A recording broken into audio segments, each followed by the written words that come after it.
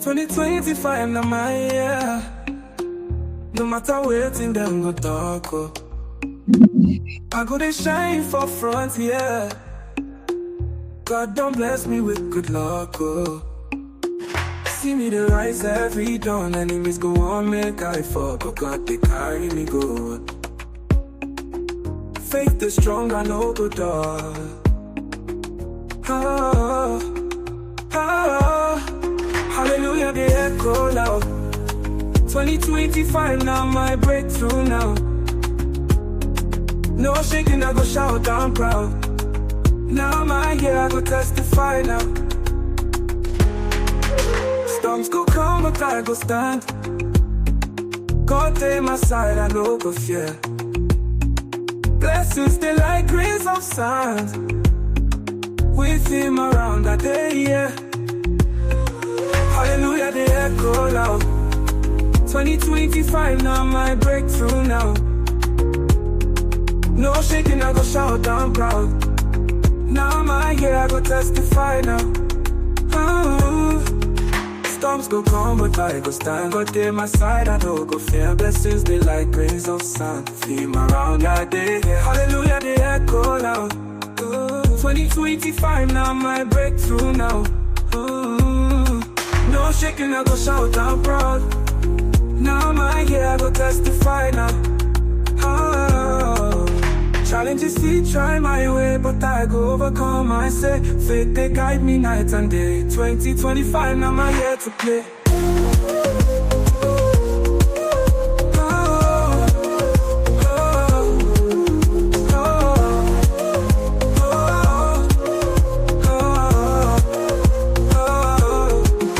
Challenges see try my way, but I go overcome. I say faith they guide me night and day. 2025 now my year to play.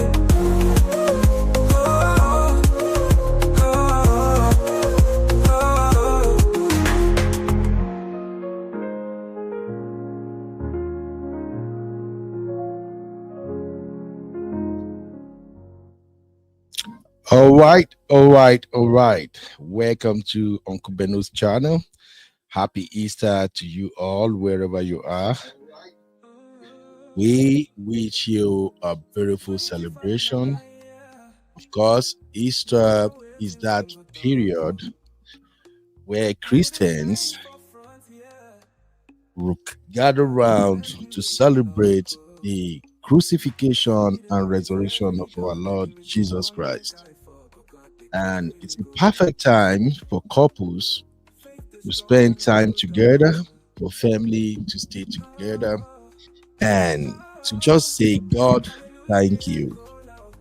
Also, for those who are Christians, Easter is that period where you can go down on your knees and simply ask our Lord Jesus to awaken everything that is dead in your relationship, in your job, in your family.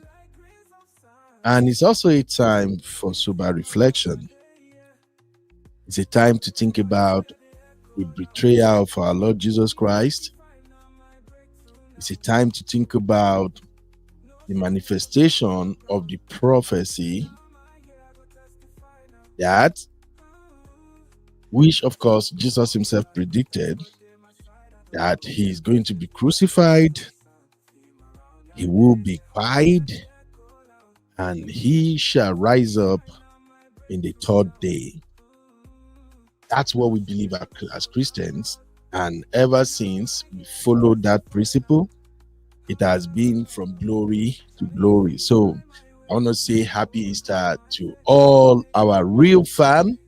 Happy Easter to all our subscribers. Happy Easter to friends and families.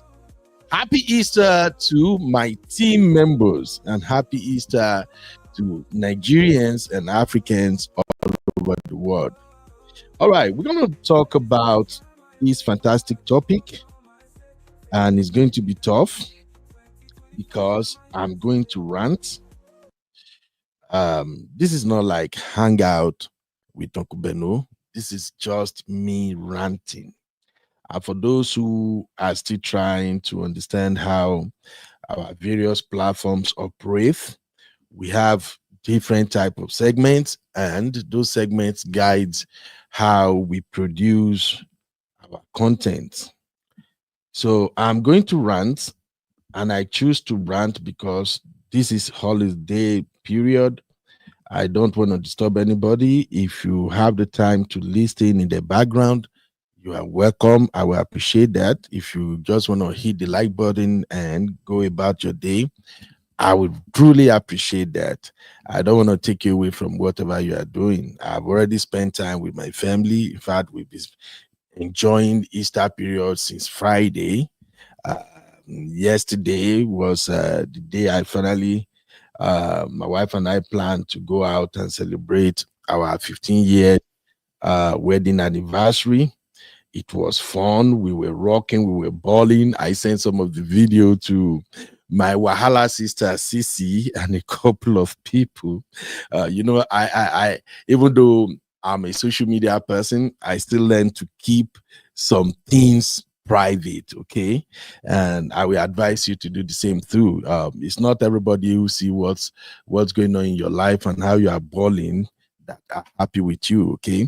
And it's going to be part of what we're going to discuss in today's show.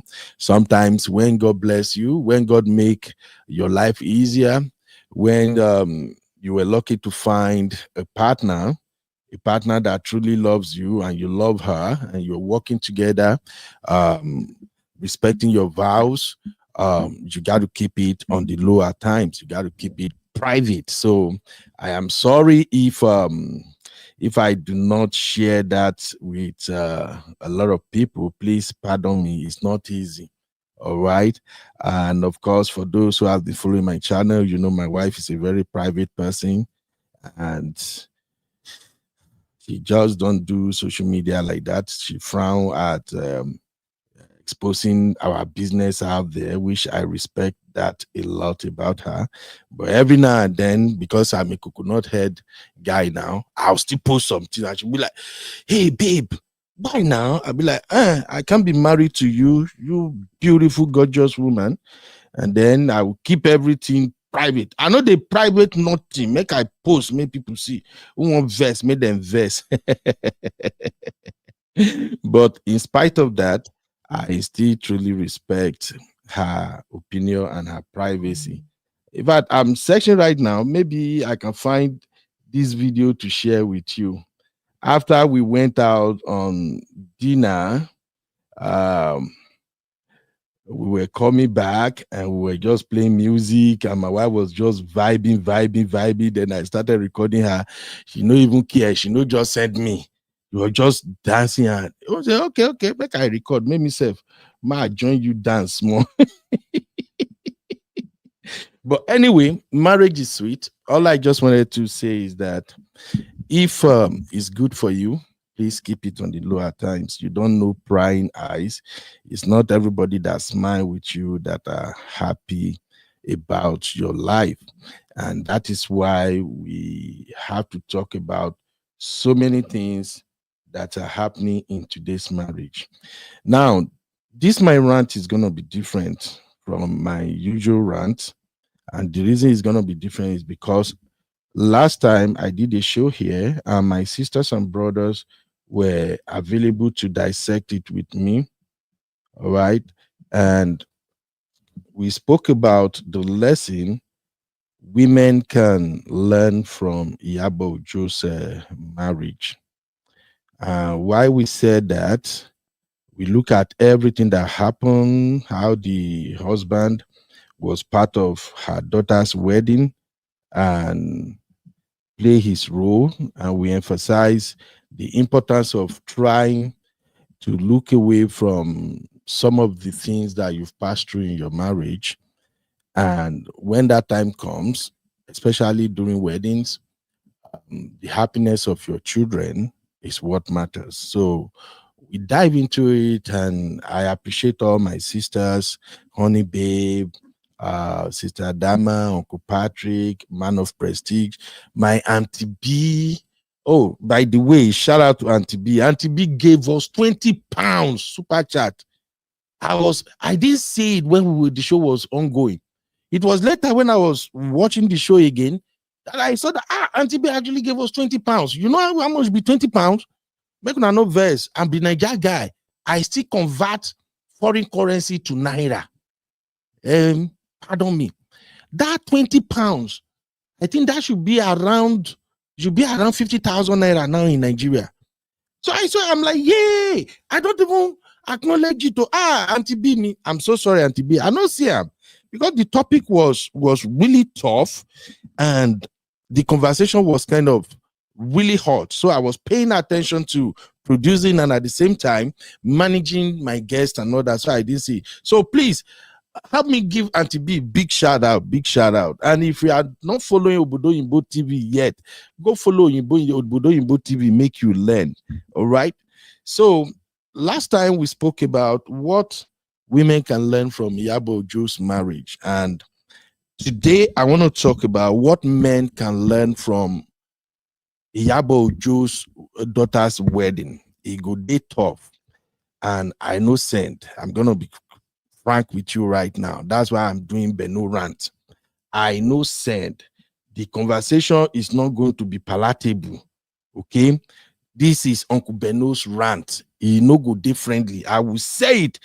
If it vex you, like I always said during my shows, if we touch on some topic and the thing they vex you, they make you para, that means something is wrong.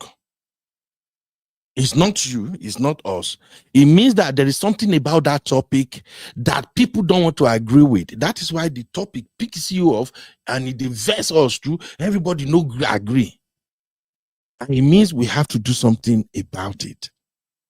We spoke a lot about women. Every time go to social media, everybody, they are all trying to advise women. It's all about women. Be a good woman. Respect your husband. Don't leave your marriage. Be submissive. And do this one. Do that one. Women here, women there, women everywhere. That is just the thing on social media. Now, everybody, they advise women. You got to be patient. You got to know that your husband is the head, you know. And Uncle Ben, hope you've not forgotten I'm here. Good evening, boss. Happy Easter. I know you are here. I'm gonna bring you in. I not just want make them invest for you. I want make them invest for me because this is me talking to my brotherhood. So if I go say, may you join from now, some don't go vest for you, okay? But when it's time to bring you, I will bring you in. I just want to talk to my brotherhood on this episode. And anybody when want vest, make it vest. The good thing is that those who are watching our channel, you know that I am #1 brotherhood. No matter the topic, now to defend my gender, now they always there. So in case you're watching this for the first time and you be like, what kind of stupid guy is this? Oh, they have give this guy vegetable chop. Look at the way he is talking. This one, in wife don't take pant, wrap in head, blah, blah, blah. Just go back and watch the rest of my contents. I always support my brotherhood. But on this one, I'm going to be frank and I'm going to talk to my egbons. You can share this video to them. Those who won't listen, they go listen. Those who no one listen, make them no listen. Hey, shout out to my Uncle Patrick. I don't even look my child. The thing already, they heighten us small. Happy Easter, Uncle Patrick. God bless you, sir. God bless you. Happy Easter to all the families, sir. Your children, everybody. May the grace of this Easter continue to follow you, sir. As you always create time to come here and at least advise us, guide us, God will also present in your life and the life of your children, sir. Thank you. Let me just shout out to everybody. I see my own sweet sister Marriott. I can't love this sister less. Happy Easter, Sister Marriott. My comfort. You're welcome, Mama. Let me see. Who else do we have? Okay. Comfort, and then I think others will join later if they are free. But don't worry, if you can't join now, you can always watch this on playback. This is Men Talk, and for those who have been ardent follower of my channel, I've always said that whenever I want to handle some topic where I just want to bear my mind, I will do Beno rant. And when I do Beno rant, I want to take all the blame. I don't want anybody to insult my sisters, my brothers, my guests, my co-host, just put the insult on me. Call me anything you want to call me. You know, say I be cool, no head. Nothing way you fit take call me, we go bother me because you know I shishi to my account balance. And he's not taking a dime away from my account balance. But these things we have to talk about it. So let's get into this conversation. And happy Easter, everybody, once again. Welcome to Trends Reality, your go-to channel for trending social political updates. Subscribe, like, and leave your thoughts in the comments. All right. So, what are the lessons men should learn from Iyabo Ojo daughter's wedding? The lesson plenty, and I'll be taking it one step at a time. However, to guide this conversation, I'm going to start by emphasizing or demystify some of the myths that we heard as African men, Nigerian men in particular, about divorce and about women. Make I begin to demystify and first. Maybe it will help some of my brothers. One of the myths we heard about a woman being a divorcee or leaving a marriage or anything is that go better for that woman after he don't leave the marriage. I'm sorry, my sisters. I'm not saying this in the negativity. I'm just saying what some men in Nigeria and African believe, that when a woman divorces, when the woman leave her marriage, her own don't end, be that her life has instantly come to an end. She no fit do better again. She go become anyhow person. That is myth number one. It's a lie. It's a lie. A woman will divorce you and she will start doing amazing things. Just look around you. Look around you. There's something about me. I may not be the type that speak eloquently or being super fluent, but when it comes to scientific research and data gathering, now where I start making money be that. I've said it here before that I like to follow trends. I monitor patterns. I just get patient for it. So I want to encourage you, my brothers, if you're watching this, to do the same. Just begin gather data. Begin to identify the women where you know where divorce. Look at the years they've left their marriage, how they were at the time, and where they are right now. Now, classify these women into two categories. Those that were uneducated, those that were, can I say, gold diggers in their past marriage, those that they see marriage as the prize, as the ultimatum, like marriage is everything about their life.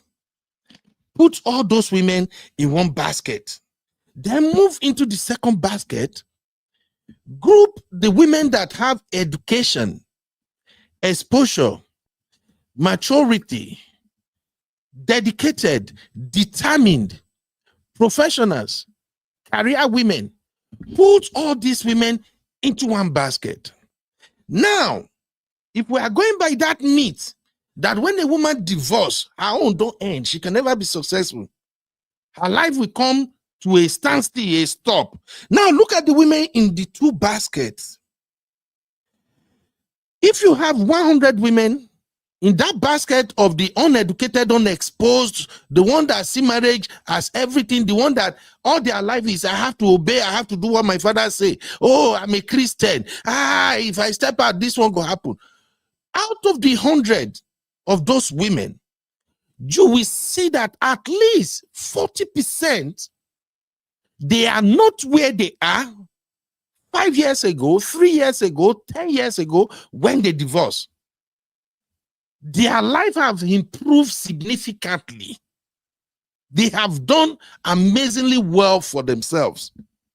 Now, if you move into the basket of those women who are educated, those who are exposed, those who believe in independence, those who have ambitions, and yet they are divorced. When you look at their life from 5 years ago, 3 years ago, 10 years ago, that they were divorced, you will be shocked that 90% of those women are excelling right now. They are doing good. Career-wise, they are up there. Success in terms of finances, in terms of accomplishment, everything, they are up there. Their children are excelling. And yet, in most cases, they do it all by themselves. So, in a nutshell, that means that, when a woman divorces, don't finish, she's going nowhere, nothing will happen. She has to come back and beg me. She has to do, bros, drop that nonsense. It's not working, because from the example I just gave you right now, you can see that whether educated or uneducated, after divorce, a significant number of women are doing well. I don't know whether that means it's sinking. Simbi, I explain now where I be, make I repeat them again. Talk to me. Gold star, boss. But you can repeat it again. No, I don't need to repeat that. You don't start. Funny girl. So I'm demystifying those myths that when a woman divorces you, my brother, her life don't end. Her life no end. In fact, your divorce may turn out to be a blessing in disguise in her life. All right. Let me move on to the second point I want to speak about. Oh, shout out to my sisters, everybody who joining us. God bless you. You're welcome. You're welcome. Again, I'm just doing Beno rant, and again, when I do Beno rant, is because I want to take all the responsibility. I want people to drag me, curse me, yab me, do everything based on what comes out of my mouth. I like to protect my sisters and my subscribers, so we're gonna have them come in and add one or two things, but please just hold me responsible for whatever I'm saying now. I am number one brotherhood. I always defend my brotherhood anytime, any day. So if you come after me and say, Ben, oh, you are talking like this, it be like say your wife don't take juju home. I enjoy the juju, make she hold me with the juju. Let's call it what it is. I'm just trying to let my brothers out there understand this thing about marriage that they are confusing. I am not a relationship expert. I don't go any school, but I have listened to people who are relationship experts. I've always told you, go and listen to Auntie B of Obodo Yimbo TV. Listen to our program. You go learn. No be all those young program on the internet. In fact, if you are a man, I recommend you follow Auntie B. Listen to our shows. Listen to what people are saying when they call in, when women call in. Listen to what they are saying. You will understand. I have my brother, my lovely brother, man of prestige. One of the things people don't understand about his platform is this.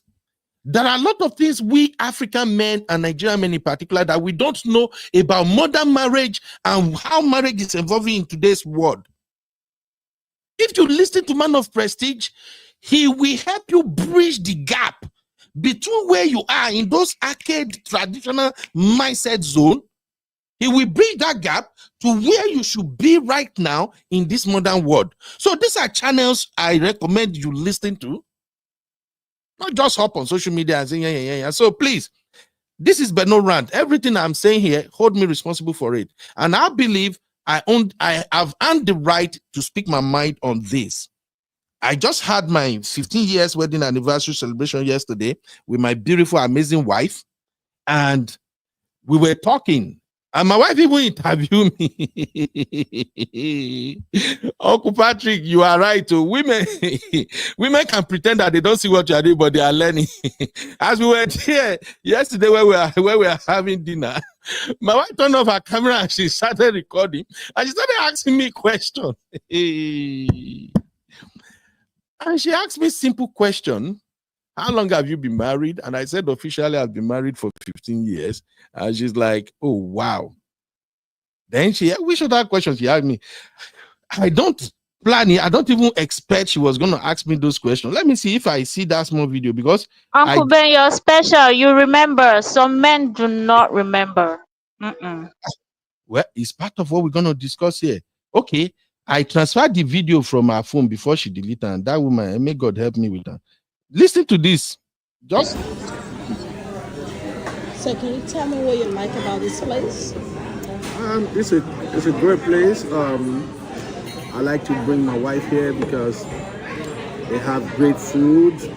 I like the margarita and the steaks. The steaks are awesome. And I know my wife likes it, so. That's good. And of course, this is our anniversary.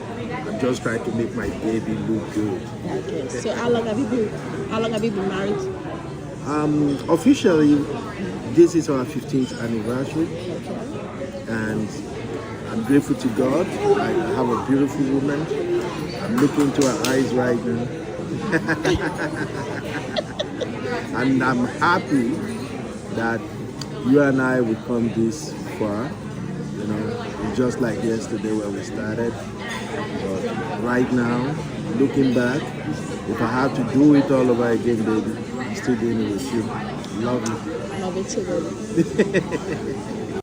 So that was yesterday. I did see that coming, and then she asked me, and I was like, which time this woman come? Uncle Ben, press our neck. Press it. Press it. Show us Pepe. We are your atarodo. What is it? I'm not. Just wanted to like play so people can know that. Don't be say I just married yesterday, so I've earned the right to speak on this marriage thing. I'm still learning massively, and I like to listen to elderly people. That's why I take Uncle Patrick, Mr. Adam. I have a lot of elderly people here. Even my boss at work, Mr. Ade, even though me and my boss, we fight well, but I listen to elderly people and I learn from them. And I'm going to recommend this to every Nigerian young man out there. Listen to men who have been married for a long time. They will give you wisdom. Sometimes some of the things you throw tantrum about, some of the things you go about and you are acting crazy about, is not worth it. All these elderly people, they will simply tell you when to shut up your mouth and just listen to your wife, and you will have an amazing marriage. All right. So I just played that video for you guys to see what's up. And even when we were coming back yesterday, we were planning to go to the club and everything, but I just said that after dinner, everything, and that dinner is so good. If you live in Austin, Texas, I will give you the address of that place. I usually take her there, but it's like they turned the whole thing around now. Even vex me self.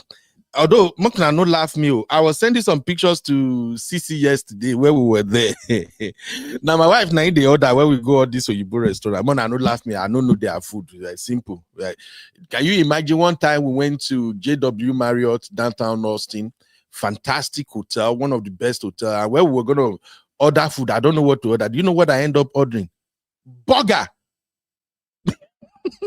So me, as part of marriage lessons, I know when to admit that I don't know. I know when to yield control. So anytime I go out with my wife, I want to order, and my wife now in the order. Then she ordered this thing yesterday. Oh, I don't know whether she free. Maybe she tell me. I've forgotten the name now. But the thing gets shrimp. It has omelette, egg. Then they add many other things. They brought the plate. It's $28 per plate. They brought the plate. I eat only that one plate. I belly full. I can't even say, yay. Babe, you for this thing too much, okay? But in a nutshell, when we were coming back, my wife was enjoying herself. She was so happy, and I'm like, oh wow, thank God I did this. So I didn't know it will actually make this babe happy like this. So I sent the video to CC. Babe, if you get to see the video, no verse. I know say you know they like to put yourself out, but I just have to share it because of what I'm discussing right now for people to know that I'm coming to you guys, my brothers, from a place of sincerity. I'm not trying to, all my sisters, everybody that knows me, they know I don't do pandering. I know they pander towards women or pander towards me. I just say my mind. And when I'm wrong, my trust the sisters and brother I have here. That's why I love them. They know they even look my face. They, Uncle Ben, I disagree with you. You are wrong. Ben, no, be so. And I like it. So I'm just showing you these videos for you to know that I am living the life of what I want to share with you, because this Yabo Ojo event has really taught us a lot of lesson if you are ready to learn the lesson. So this is what happened when my wife and I were coming back from our outing. Anniversary.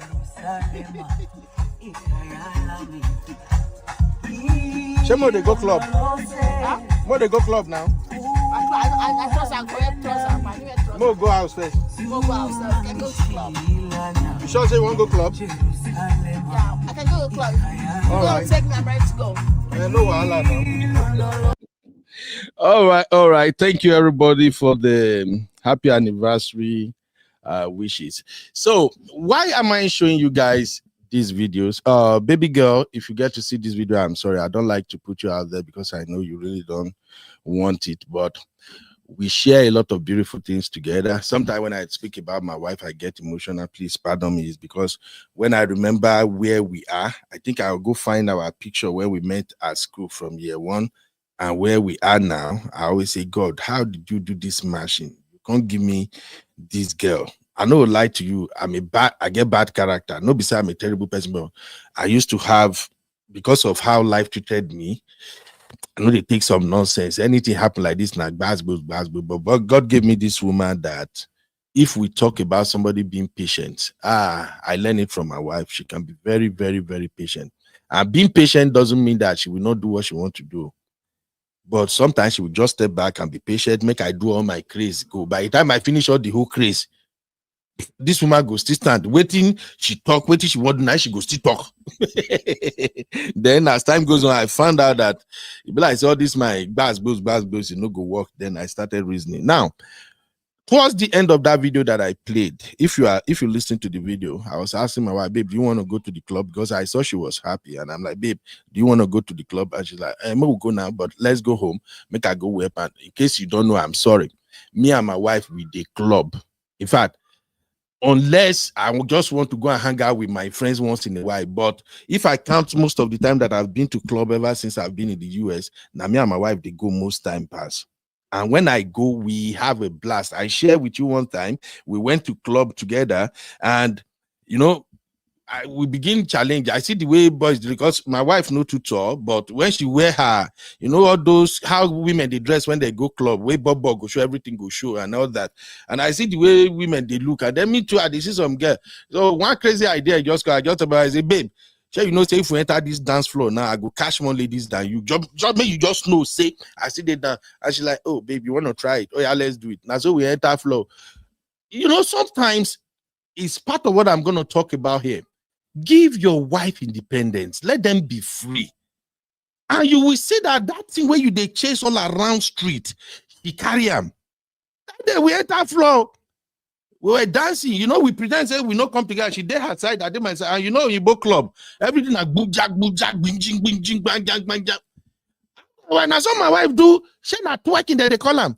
The other women they do, and I said she like do, he do that thing, he put her, he got there, go up. Before I know, when you both don't they, or you don't when you both don't come, buja, don't they do? Before no, I'm like, yeah, this is not going to go down. I quickly text her, I move small. I say, babe, maybe we come on here. This one when you both on the car, I don't want trouble for myself, you know. But I'm just letting you know, there are so many myths, so many beliefs we have as African men that we like to cage our women. We don't want them to be free. We don't want them to express themselves. It's like we marry them, finish. We want to take clothes, wrap them and hide them. Got them inside. Why we want to go out and have fun. We want to have a blast. Bros, modern marriage don't work like that. So that takes me to another point that I want to make. I've told you the first myth is that we generally African men and women, African men, we believe say when a woman divorce, her own don't finish, she not go be successful. Go and watch this video. I already explained what happened. Many women will divorce you. They will break away from your bondage, and they will be excelling like saying a fire. Now your shame go catch when you see them later. I know that is harsh, but it's the reality. So let me move on to the second myth that is holding us down. when divorce happen, we often undermine the role of abuse in our marriages as Africans and as men. Remember, I'm talking about Iyabo Ojo here. Daughter's wedding and the lessons for men. The role of abuse. Let me be frank with you now, my brother. I'm a man of prestige, know how to go and lay all this foundation. I explain all this in no verse. Sign up for man of prestige class so that he can make it make sense. But for me, I just like to hit and papa. Let me tell you something. You see, abuse is the number one reason your marriage will crash. And I'm bringing this abuse in now for you to know that if a woman decided to divorce you because of abuse on her person, she has a valid reason to leave that marriage. In case you don't know, I learned all this from listening to Obodo Yibo and my sisters here. And then teach me. I know all this, but I don't know how they take break and down. And let me break it down. The number one form of abuse that when you commit this and your wife leave you, now you go suffer, she go excel, is physical abuse. Those of you that like to slap women, and this one you say, how dare you talk to me like that? That physical abuse, that DV. If a woman got to a point and she said, you know what? I've had enough. Instead of me buying under your house, let me save my life.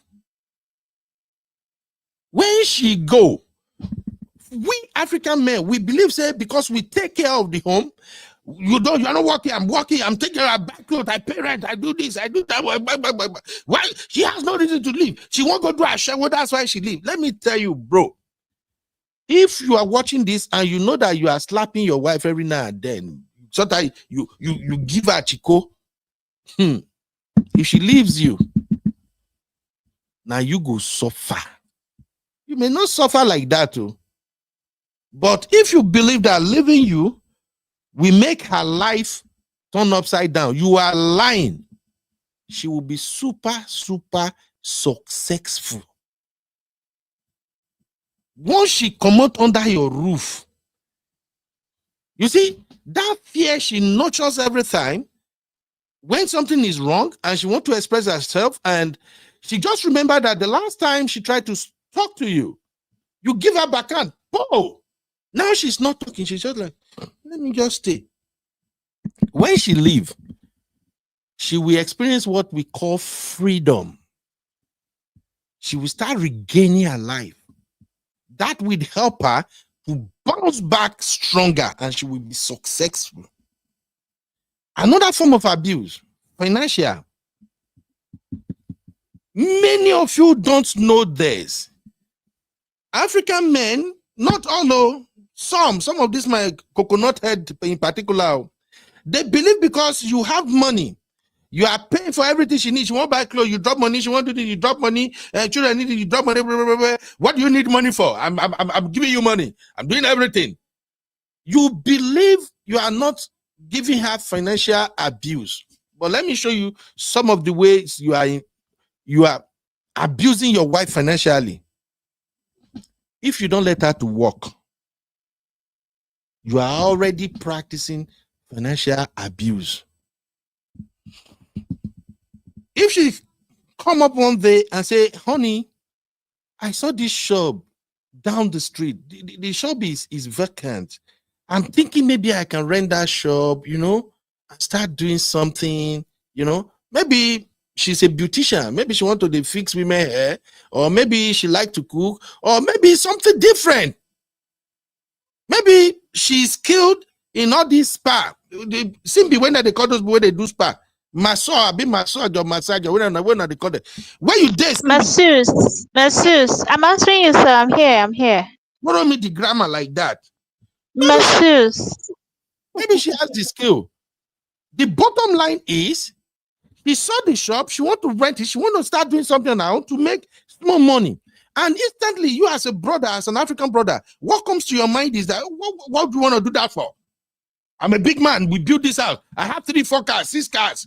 Why do you want to rent one shop? My wife will now beat the wall, washing people. No, you can't do it. Just take care of the children. Are you lacking anything? Bros, you are abusing her financially. There is something called financial freedom. It is not every woman that want to come to you all the time and say, baby, oh, I just saw this new makeup kit and I like it. It's actually 65,000 naira. Can you please just give it to me? I like to buy it. And then you're like, oh, yeah, you want it, but you have one makeup kit. Why do you want to change it? Well, anyway, I'll give you the money. See, if the woman you marry is an ambitious woman, a woman that went to school, a woman that was raised to be herself, to be independent, even though she's asking you for the money, some of them are not happy asking you money all the time. There are some men that every month they will send certain amount of money to their wife's account as allowance. And maybe they are sending 500K if you are in Nigeria as allowance. And if you are in abroad, maybe you are sending $1,000 to her as pocket money. And then by on the 20th, she came by and said, babe, I think I want to change some things in my wardrobe and I ran out of money. And then your brain goes like, what? How did you do the 500K I give you? I just gave you $1,000. What do you do with it? Bros, the point I'm making here is you are already abusing her financially. She is not supposed to be coming to you all the time. And if she's the type of woman who determines to make her own money, you are already frustrating her life. So I know some people, when you hear financial abuse, you are thinking, oh, the husband not they drop money when he asks. No, sometimes you may be dropping money, you may be taking care of everything, but if that woman desires to have her own money, in her definition, because you don't let her to go and hustle or go and work to make her own money, you are already abusing her financially. It's not just when you did not give her that money. Sissy, Sissy, God forgive me. I always call Sissy, maybe because Sissy too, they give me a headache. CB. Am I right? Sir, yes, you're right. Do you There agree is that feeling. Yes, right. there's that feeling when we work and make our money and we know that we are adding value to other people's life. That feeling of, oh, I'm needed. Can you hear me, sir? I can hear you, my dear. Yes, so, that feeling that we are needed is very...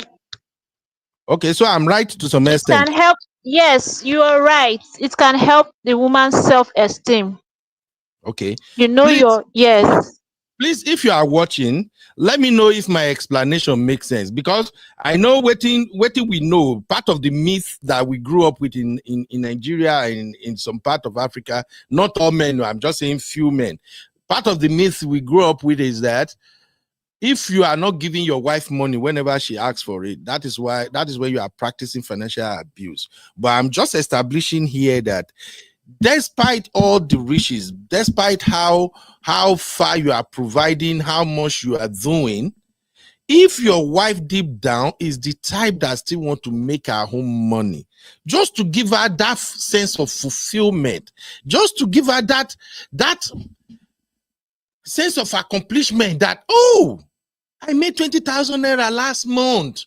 Oh, if she's in abroad, oh, did you know? My business last month, I actually make 2,000 pounds. I make 1,500. You get the kind of joy when they bring. That's just what I'm saying. So you may have all the money in this world, but if you don't let her to work, financial abuse. If she divorces you, Uncle Ben, can I add this one? Another financial abuse is collecting your wife's salary and determining how she's supposed to spend it, or even taking her business profit because you feel you're the head of the house, so you want to control that also. There are men that actually do that, real life, for real. Yep. It plenty for not be said there are some men plenty where they do them. Not be said there are some men. Even here in abroad, in Western world, there are still some brothers like that. that they want their wife to collect their salary and give it to them, and then they determine how she wants to spend it. Bros, let me tell you right now, I'm so sorry, this may be harsh, but it's the reality. If you are the type of man that is waiting for your wife to get her salary and then she deposits it in your account and then you start telling her how to spend it, you are already a failure. You are not supposed to be married. I get it. There are exceptions.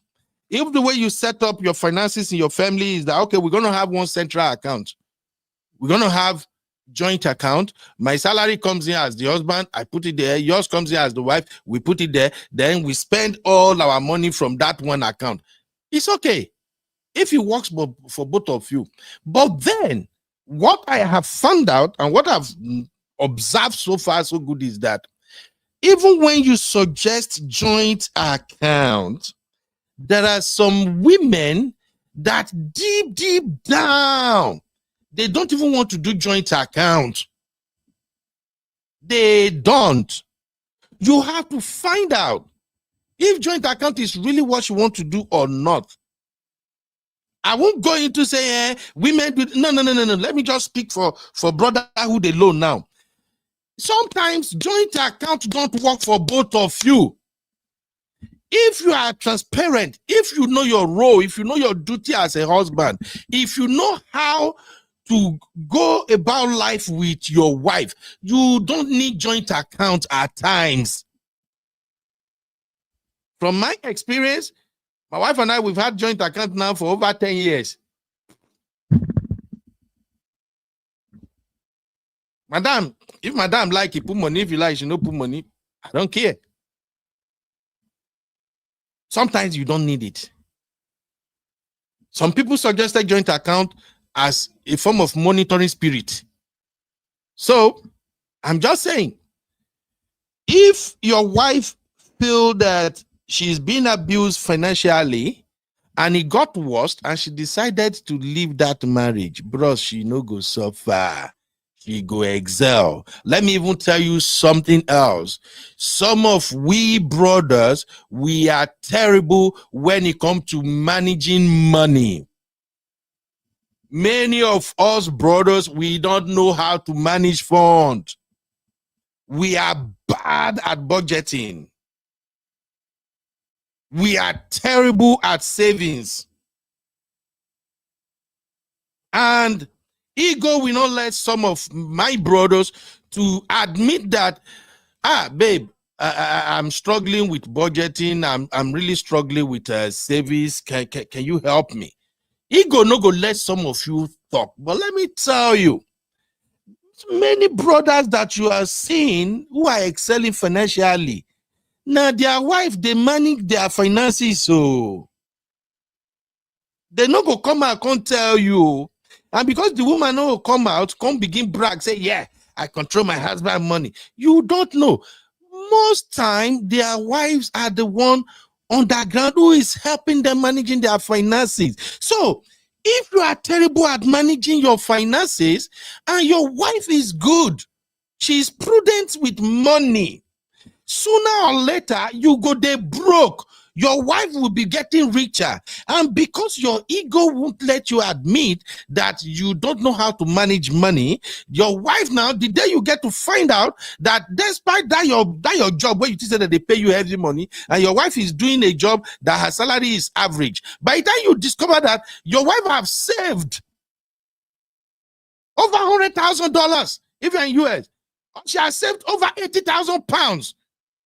If you're in the UK, or maybe you're in Nigeria, by the time you discover that your wife have over 30 million, 40 million naira in her account, maybe you stumble on the bank statement, then you go mad.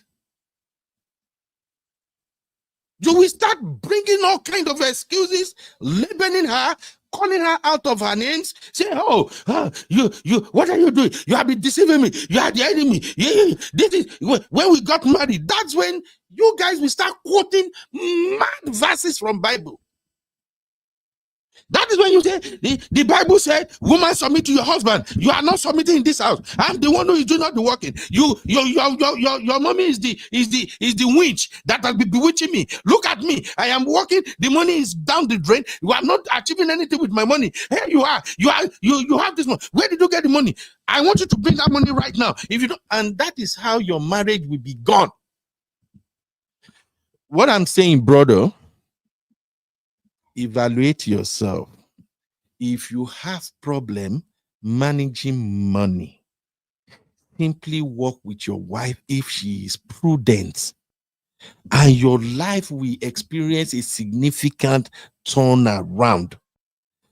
If you end up divorcing that woman because she's making more money than you, and you are jealous and your ego make you think of nonsense thing, or you frustrated the poor woman to the point that she has to walk away from that marriage, and you think, oh, now that she's gone, she will suffer. I know it was because she was under my roof. That is why she saved that much money. Bros, nah, lie. She will save times 7, times 10 of that money when she is alone, because financial skill is something people learn on their own. You can go to church from now to tomorrow. Holy Ghost fire. It won't freaking work. And we are all not blessed with that. I'm just saying, from my small experience as a young husband, I've been transparent with my followers here over a period of time now. Me, I know how to hustle. I can do any work depending on my circumstances and my condition. I can do anything. I can walk around the clock. I know fucking said I like money, but at the same time, I like to enjoy life, because I'm one of those few men out here who believe that when God say it's time, it be like switch. Once the switch is off, damn, you dead. But it turn here. Once you are dead, that is, your life has come to full stop. Your life don't end. Others will continue. So me, I like to live life too. Now, before my madam, I'll be honest with you. I dey save money. I'm doing well, but sometimes I'm an impulse spender. I might see something, money I save for something else, I will spend it on something else. But when I jam my own madam, when I see the way she dey arrange her own thing, you know, she's that type of small drop in the ocean, make the sea or something kind of woman when it comes to finances. I started learning it from her. If my madam says she wants to be setting aside $100 every month for 5 years, she won't deviate. So as we're going on, I started seeing my own problem when it comes to finances, and then I see how she's doing hers. I've always been the one who make more money in our home. I be agbero, I be street boy. I'm not rich, like I said. Nobody said they like to brag, but I'm just saying, because these are some of the situations in some of my brother's life or marriage right now.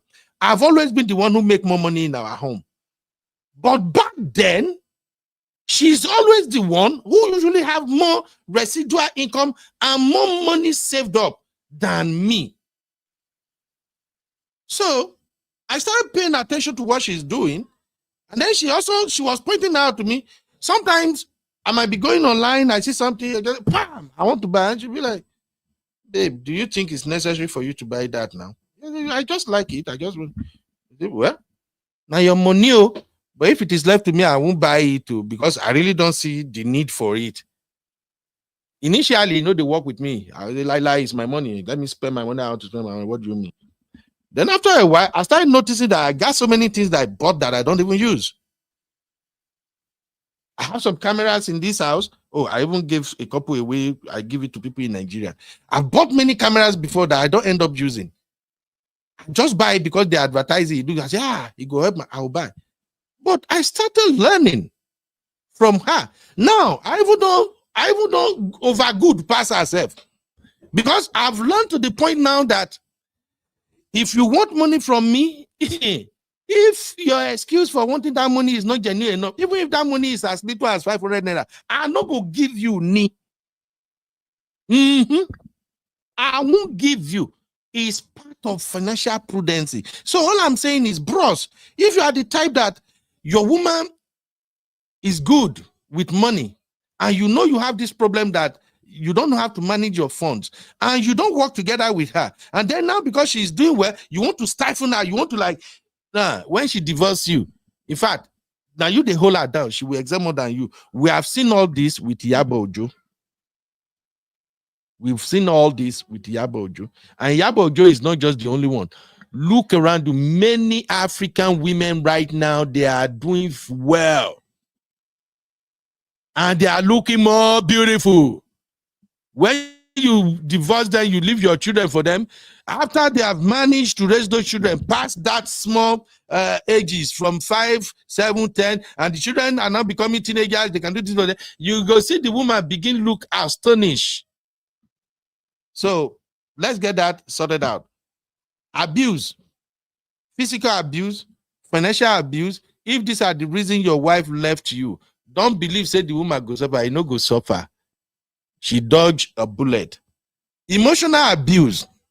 This is where me and my sisters sometimes we go back and forth on this emotional abuse thing. In Nigeria and in Africa, there are still many men out there who do not understand the concept of emotional abuse. If you want to learn more about all these things, my brother Man of Prestige has 2 books out there, very good books. I bought one myself. If not beside the edition, I'll even bring my own copy. I'll show you. One of them is number 1 red flag. All these things are entrenched in that book. But generally, Google is your friend. Just type what is emotional abuse, what constitutes emotional abuse, what are the things you will do that will be considered as emotional abuse. Let me do this with my viewers right now. If you are watching, please drop one of the things you think can be considered emotional abuse in the chat. Let me share it with our viewers. Hopefully my men, my fellow brothers, they will see this video and learn it, because we African men, we don't know what is emotional abuse. Man, I cannot lie to you. We no believe say anything day when they call emotional abuse. May God forgive us. You know why? Because even when we are growing up in Africa, many of us grew up being emotionally abused, but we don't know it's called emotional abuse.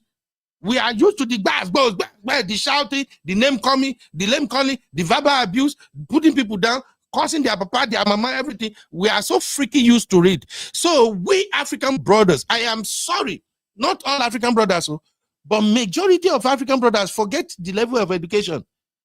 Those that went to school in the past, maybe now, the one where they go to this modern school now, they can learn it. Many of us that went to school in the past, we don't know what is emotional abuse. It doesn't exist in our dictionary. But right now, in this modern day, if you don't know those things you will do as a man, and it can come off as emotional abuse, your marriage is out of the window. Your woman is gone, bro. She's gone. So I will leave this to my sisters who are watching right now to help me out with the emotional abuse thing. I will be clicking it and reading it out. Simbi, give me some of the examples of what constitutes emotional abuse. Make the notice in my mouth they from come out. I no be lecturer. Una go here and women go tell una nana. What do you they do for house where women perceive as emotional abuse? May you take your own ear. To be honest, my wife and I, we started all the way from 2004. If not until I went to Anti-B channel, listening to Man of Prestige, another thing, I really don't know the categorization of all these things. But I know that I don't get involved in emotional abuse. But do you know how I was able to do it? I have this principle of treat people the way you want to be treated. Those who are closer to my wife, okay, thank God. Sister Nato and my wife, they are talking now. Maybe one day, once she sees, say, oh, because I think she really likes Sister Nato. Maybe one day, Sister Nato will ask my wife, and then my wife will be telling you guys how I'm really at. I don't know all this, but my thing is, treat people how you want to be treated. Since I've been with my wife, I have never called her out of her names. Since I've been with her, I've never said, maybe in anger, I say, she know I'm a Yoruba boy. I grew up in the street of Lagos. In Lagos, we know they said, okay, everything like bars bows. My wife herself, she grew up in Orile Igamu. She went to all those Igamu secondary school. They know when I first met her. You know, I told you guys here, We were friends for like 6 months before I begin to realize that, oh, when I say the other boys don't they come for her, and my best friend, Dr. Nee, was saying, my own girlfriend, I was saying, no, my girlfriend. That's when I wake up that, it be like, say, I go let this guy pass. So she grew up in Orile. She be my wife no gbadun. She had problem with court boys one time. I went to LASU. If you don't know, go and research Lagos State University. Not be now where we get butter children in that campus. Back then, all of us we graduate from that school, we be akpako. We know normal. Court boys yakpa back then. My wife she's in business admin. She was having issue with court boys. Me, where they come to where we say, they go my own jaga. Court boys go stop this guy. They go toast her. You go tell say your papa. If you follow me to that nonsense again. And then she go abuse this guy, finish. The next thing, she go run to my class. When we finish class, where will they go out? I don't know if those, okay, B-Flex is not there. B-Flex attended Lagos State University. My faculty is all the way down from the school gate. We go close, me and my wife, my girl, no, my friend there, I'm not going to say my girlfriend. She go come follow me, they walk out from her faculty all the way to the gate. This guy, now as we go, they go, now she go, they tell me, say, you see that guy where they go, so don't mind the crazy guy. He came to me and started talking to me. Who in the follow talk? I be like, girl, where if you just think, say, and if you look at my wife, she's not too tall. And then as a boy, the person where she they point to talk to, I know say now those where they control campus, I'll be like, yeah, me, now this guy, your friendship will not work. Now you go buy me. You are messing with people, me will be boy. I dare not mess with. But I'm just giving you that for you to know how stubborn she was back then. But at the same time, once we start being together, I have never insulted her once because I don't want to be insulted. If you look me and you tell me, say, because there are some of our women that once they are angry, they will verbally abuse you. They will say things that will touch you. She don't do that to me. I never did that to her. So all I'm saying is I never knew how this categorization when you did one, it's called emotional. I don't know. But one thing I know is that I treat people how I want to be treated. And the same thing I still preach to my fellow brotherhood. Treat your woman how you want to be treated. The more you respect her, the more you don't say nasty things to her. Even if she was the type that run her mouth before, she will start calming down and stop saying those things back to you. So let's get into this emotional thing. Simbi, what are the examples of emotional abuse? Real quick. Manipulation, gaslighting. Sorry, Simbi. When you have of 5. Thank you, my sister. Thanks for watching. Misty and my CC is here. Hey, this don't they? This conversation will make sense. I don't get people who go help me break and down. Shout out to Queen. Is that Queen Mo TV? How you doing, my sister? You welcome. Bill Palmer. That Bill Palmer, I love that name because it used to be one of my old street name here, Palmer Lane. Thank you, my sister. All right, Simbi, let's dive into this. What are those things that men do? Don't just give me the name. Describe it because I want brothers to get the description. What are some of those things they do that fall under the category of emotional abuse? Okay, I shouldn't just drop key points. I should explain them in details. Describe it. What they do that can be classified as emotional abuse, because they need to hear this one. And what I've heard from a lot of our sisters is that emotional abuse sometimes go way deeper than physical. So start describing, and then we can look at the comments too and see what our sisters say it is. All right, let's go. What are some of the things men do that come off as emotional abuse? Manipulation, when they treat you like when they're treating you like they're doing you a favor. They'll tell you you better do this thing. No, if you don't do this thing, just know that you are not a good woman. They get you to do things against your will, and then they belittle you. They make you feel less of yourself. The little self-esteem you have, they will drain it from you. They'll be like, is it not you? Your father is not even rich. You know, your father doesn't have anything, and I married you. I picked you up from the gutters. They'll be so condescending. They'll make you feel like, okay, you're not going to have, you won't have amounted to anything in life if you did not marry them. So that kind of thing. That emotional abuse.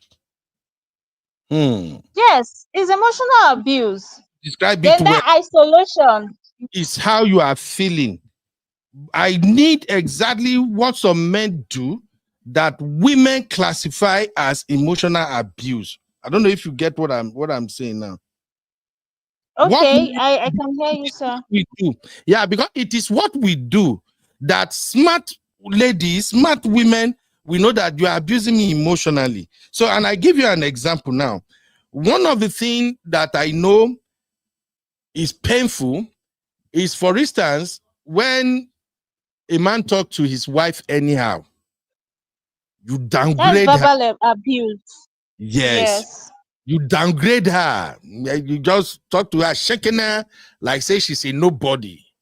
I think that's part of emotional abuse. There are so many things. Usually they tell all this thing when then isolation. When they try to cut you off from your family, they don't want you to speak to your family members, your friends. They don't want you to have friends. They can even stop you from going to church. They know you need human beings around you. They know you need friends, they know you need families, but they'll try to cut you off because they don't want you telling family members or friends or even your pastor what you're going through in your marriage. They don't want any information out there, and that way they want you to feel like they are your world. That is, you cannot live or survive without them, so they isolate you. All right. Let's take some from the comment. Sissy said, body shaming. Please, any sister who want to hop in, just to help me explain this thing, you are free to hop in. No verse. I'm not an expert. I'm not a relationship counselor. I just wanted to talk to my brothers for them to know that the world has changed and that for a woman to divorce you and thinking her word will come to an end is a zero. So, but if I don't clarify all these things, it will be like, say, what are you saying? I just want them to hear it. Okay. I get to know all these things because I'm listening to shows every day. I don't watch countless anti-B this thing. Many women out there that have platform that were really educated people, many uncles, I've listened to their video. I got one uncle for Dubai, I don't know, but I adopt him as my uncle. I listen to a lot of people. I've listened to Uncle Patrick. I've listened to so many good, great men out there. That's why I know all these things really exist. But I am assuming that many brothers, you are just like me. When you started, you don't know much of these things. So we are putting it in perspective for you to make sense. Because there are some brothers who were once like me. Once you start categorizing things and you are applying terminologies to it, they are confused. When some here emotional, kilo emotional. Come on, my friend, shut up there. Even now you're back with emotional. Koshi be emotion, kilo emotion. Koshi law. But that's why I wanted to break down. Thank you, Sissy, for joining me. Please, Sissy. I don't Happy Easter. Examples. Happy Easter, Mama. I'm so sorry. Happy Easter, Sissy. Happy Easter, Sibby. Happy Easter, real fam. Hope everybody had a beautiful day. We did. How about you? Great. All right, Sissy. What are those things that fall under the umbrella of emotional abuse? Please let me describe it in situation, because this stuff is too much for my African brothers. Some of us will be saying we are from generation tradi.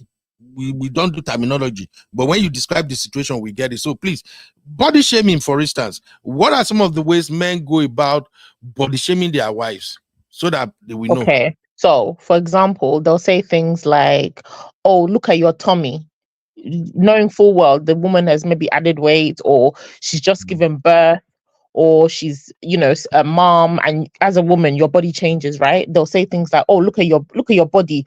Oh, didn't you see Simbi's body? She has 5 kids. Look how she's looking. She's still looking fine. She's still looking good.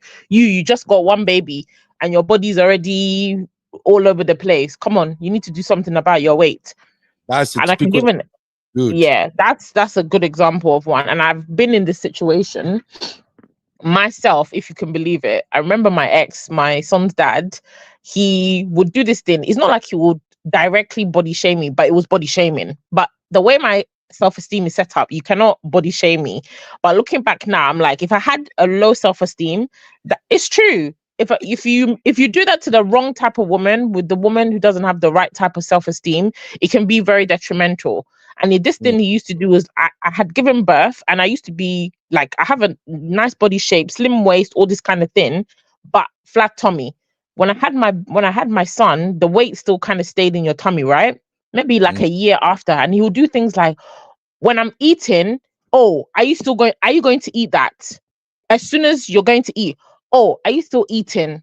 Or you need to stop eating. Or if I want to go and serve like second round, or you've eaten something, you want to go and add more. Oh, why are you adding more food? You don't need to be adding more food. You've eaten enough.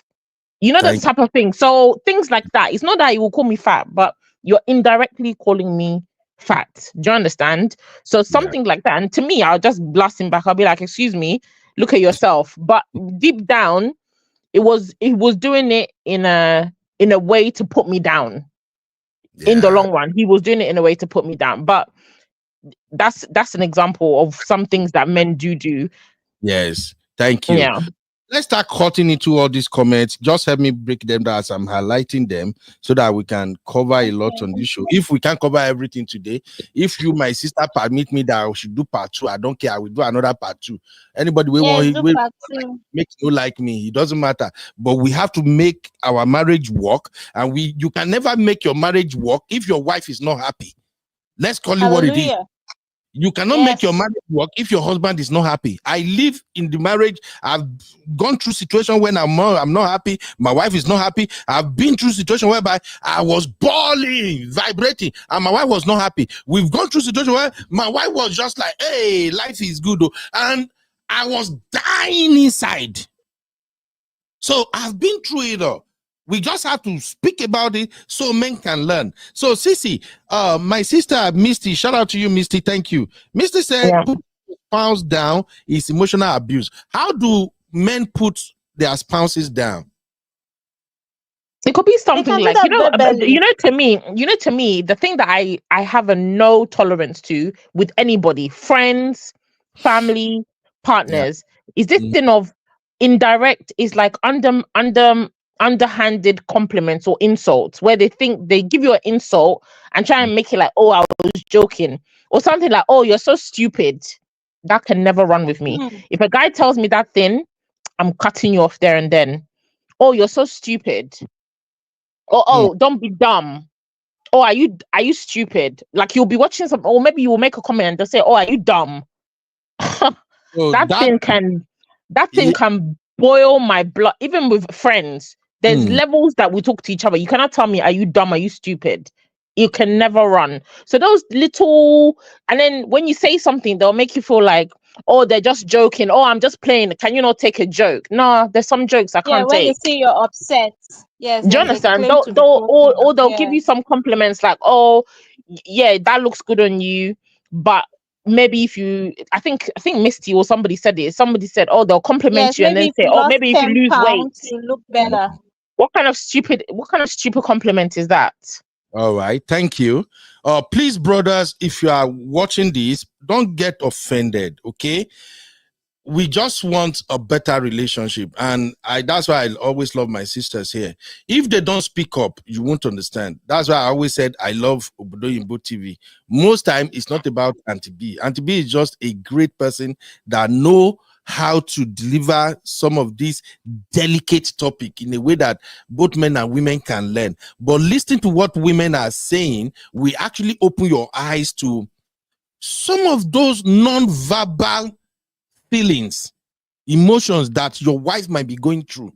But when you listen to other women saying it, your brain can tell you that, oh, maybe this is what my wife is really feeling, no, but she's not talking. Because some of you brothers, you don't even give your wife that freedom of expression. You don't open the door for them to simply walk to you and say, hey, babe, that's the way you do yesterday. I don't like it too. So please, this is Beno Rant. Whatever you are hearing now, don't take it against any of my guests or my panelists. They are just helping me make this make sense. Just attack me.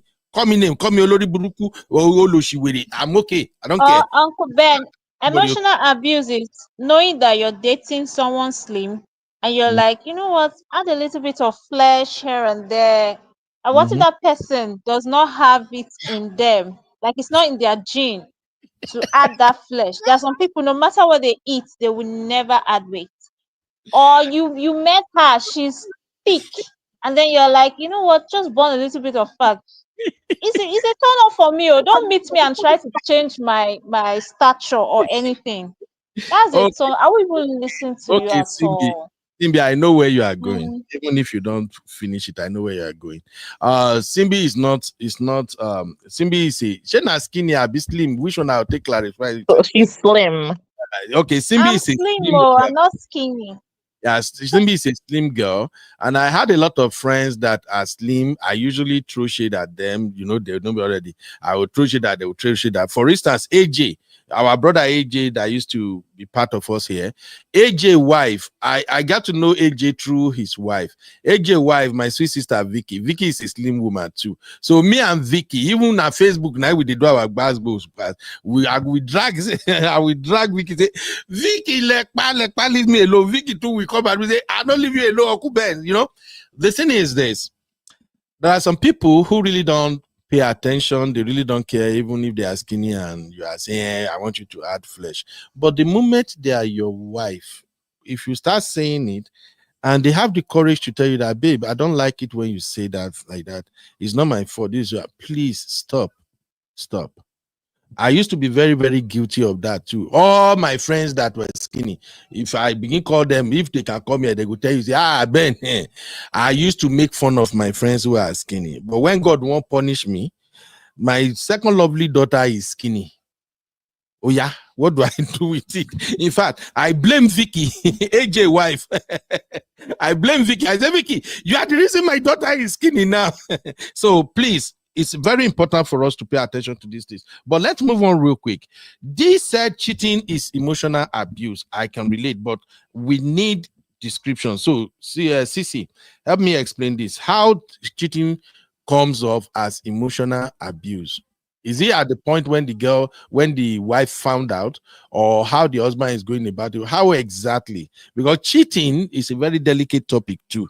But help me make it make sense. I think cheating is emotional abuse because it's gone to be. Do you want me to go? Oh, okay. Let's hear Simbi's No, side. don't worry. Yeah, go. Simbi. Okay, I wanted for you. Okay, so I wanted to say sometimes cheating does not necessarily mean kerewa. Sometimes the way you act around other women in your wife's presence can be cheating. Your mannerism, your body language, the way you're acting, because there are lots of men that some men actually do that. I know because there's this there was a time my guy took me to the bar and we were eating and drinking. And the next thing, the girl that was coming to serve us, he touched her arm and he was like, sweetheart, you don't look too excited today. What's going on? Yeah, I was like, I don't understand. Am I invisible? What's that? How can you be rubbing a lady's arm and I'm right there? That was an insult. But because he's a man, people will be like, I'm a man now. There's nothing wrong. He's not having anything to do with her. It's just trying to be nice. What? Okay. So that one is also cheating, and it's emotional abuse too. That's a very because when you talk about it, they will start getting defensive and they'll start trying to that's a very, very good example, and we do that a lot, especially African men. Some African men, make their no talk say I generalize. We do that a lot. Bros, make una look my face. I'm not hiding to say we do that a lot. There are some nasty things we do around our woman that we thought, maybe you are with me now. You know, I'm just playing. Come on. Look, I'll be honest with you. One of the toughest things to do as a man, a responsible man, one of the toughest things to do is to go out with your woman to a public place where maybe there's a party or an event or something going. You won't get this, but it's a difficult thing to do. You have to train your mind. You have to train yourself to know how you look, how you watch when your wife is by your side. If you are laughing, I'm telling you from my own 15 years experience. You're right. You'll be watching how you look at people. Look, I'm telling you. So look, one time when me and my wife won't go one event. Now women event, and the event a big event. And I was jokingly telling my wife that, babe, you know the reason why I don't go this event? I don't get money for rub. You know this methylated topical cream that you can rub but you having body pain or something. So I was jokingly telling her, I don't want to go because I don't get money for rub. Meaning when we are at the event, because it's going to be dominated by women, I have to kind of restrict myself. I mean, I like to look, I won't lie. So even if I want to look, I have to first of all check her out to see if her attention is or something. Then I quickly look, and come off face. When we even went to that event, at a point when I want to look, I'm confessing now. I said I want to go collect drink for bar. I went to the bar. I stayed in that bar for like almost 12 minutes plus. I wasn't keeping it, but I know say I intentionally taste more. I carry my drink. I stayed there. I look where. I was looking the way the women were packaged. The one what are you looking for? I don't understand. Fun. I'm sorry. We are men. No verse. I'm just being honest there. It's just fun looking. So I took my time. I look where. By the time I come back with my drink, I start doing good husband again. Like, baby, you're good. Yeah, baby. Here is your drink. I satisfy myself. I look where. So I'm just saying, these are some of the things we do as African men, and we think, oh, it's just normal. Were you not there? Is it not me and you that were in the party? But now you heard it. It's part of emotional abuse. When you are with your woman, you go out, give her that attention. Don't throw stupid compliment here and there. Okay? In fact, let her lead and you follow. Once you are out with your woman, now she the lead. You are just there as a bodyguard, a supporting club. It's all about her. You feel me? And some make I not even go waiting some women they do. This is for brotherhood. So Sisi, help me make it make sense. This same cheating. Simply have explained one of the things we do that makes it fall under emotional abuse. What are other things men do that is considered cheating and is part of emotional abuse? I think under the cheating is definitely the gaslighting. Okay, so gaslighting, where you know you've seen something and they'll convince you haven't seen that thing. Like, oh, you saw a name of this person come up. They'll say, oh, don't you remember? It's my friend. Oh, who's the friend? Oh, you know my friend. Come on now, it's so and so's wife or so and so's sister or so and so's cousin, and you're like, I've been with you 10 years. I've never heard you talk about this person, but they'll just spin the story like you're mad, you're crazy. Or even if you catch them cheating or catch them doing something, they'll try and convince you that you haven't seen what you've seen. So things like that under cheating, I think that's an emotional abuse, because you're making the person's self-esteem become so low. You're making them second guess themselves, which is a weird position to be in. You've seen something and then somebody convincing you that thing is not what you've seen. It's confusing and it's manipulation. I think somebody said that before. So I think those are the things that fall under emotional abuse in somebody when it comes to cheating. Yeah, Sisi, when they try to make it look like you don't see what you saw, is that not the one you guys say gaslighting, Abby? Yeah, of course. Yeah, that's gaslighting. All right, I see. Sisi said guilt tripping. Okay, we'll come to that. Let's move real fast. D said nagging too. No, negging. Which one is negging again? I said D. This is a new word for Uncle Ben. We know. Negging is like giving somebody. It's intentionally not giving somebody a compliment or complimenting somebody else, but then not complimenting the person that the compliment should actually be for intentionally. That's negging. Negging. Just because you know that you're going to lower their self-esteem, basically. Okay, I'm sorry. sorry, Sissy, you know I'll be old school. I'm hearing this one for the first time. If you were not here right now, I would think this is nagi. I would think maybe not topographical error. Let me explain it. No, negging. So Negging it's like giving somebody a backhanded compliment. So it's like the example that we gave before, where somebody will say, "Oh, that dress will look nice on you if you lost 10 pounds." Something like that. Some men do that, you know, or some men who are insecure about a woman. If maybe the woman they perceive the woman to be smarter than them, they perceive the woman to be maybe like in a better job than them, they'll say things that will undermine you, but then trying to compliment you at the same time. It's like this backhanded compliment. That's just the best way I can identify it. Yeah, it's negging. Okay. I see. D that's explaining. Shout out to D. I told D this one is too much for Uncle B. Come on now. God will rescue me from D and Sister Marriott hand. They won't kill me with grammar here. So Simbi, read this one, I beg. Okay, so Sister D is saying negging would usually be those sarcastic, indirect insults, like saying, "That's a nice dress, but it would look better if you lost 10 pounds." Yeah. Ọlọ́run ṣàánú mi o, we are guilty of this one. Ooh. Compliment and insult in one sentence. It's like you punch me, you kiss me and then punch me. You punch me and then you kiss me. What kind of confusion is that?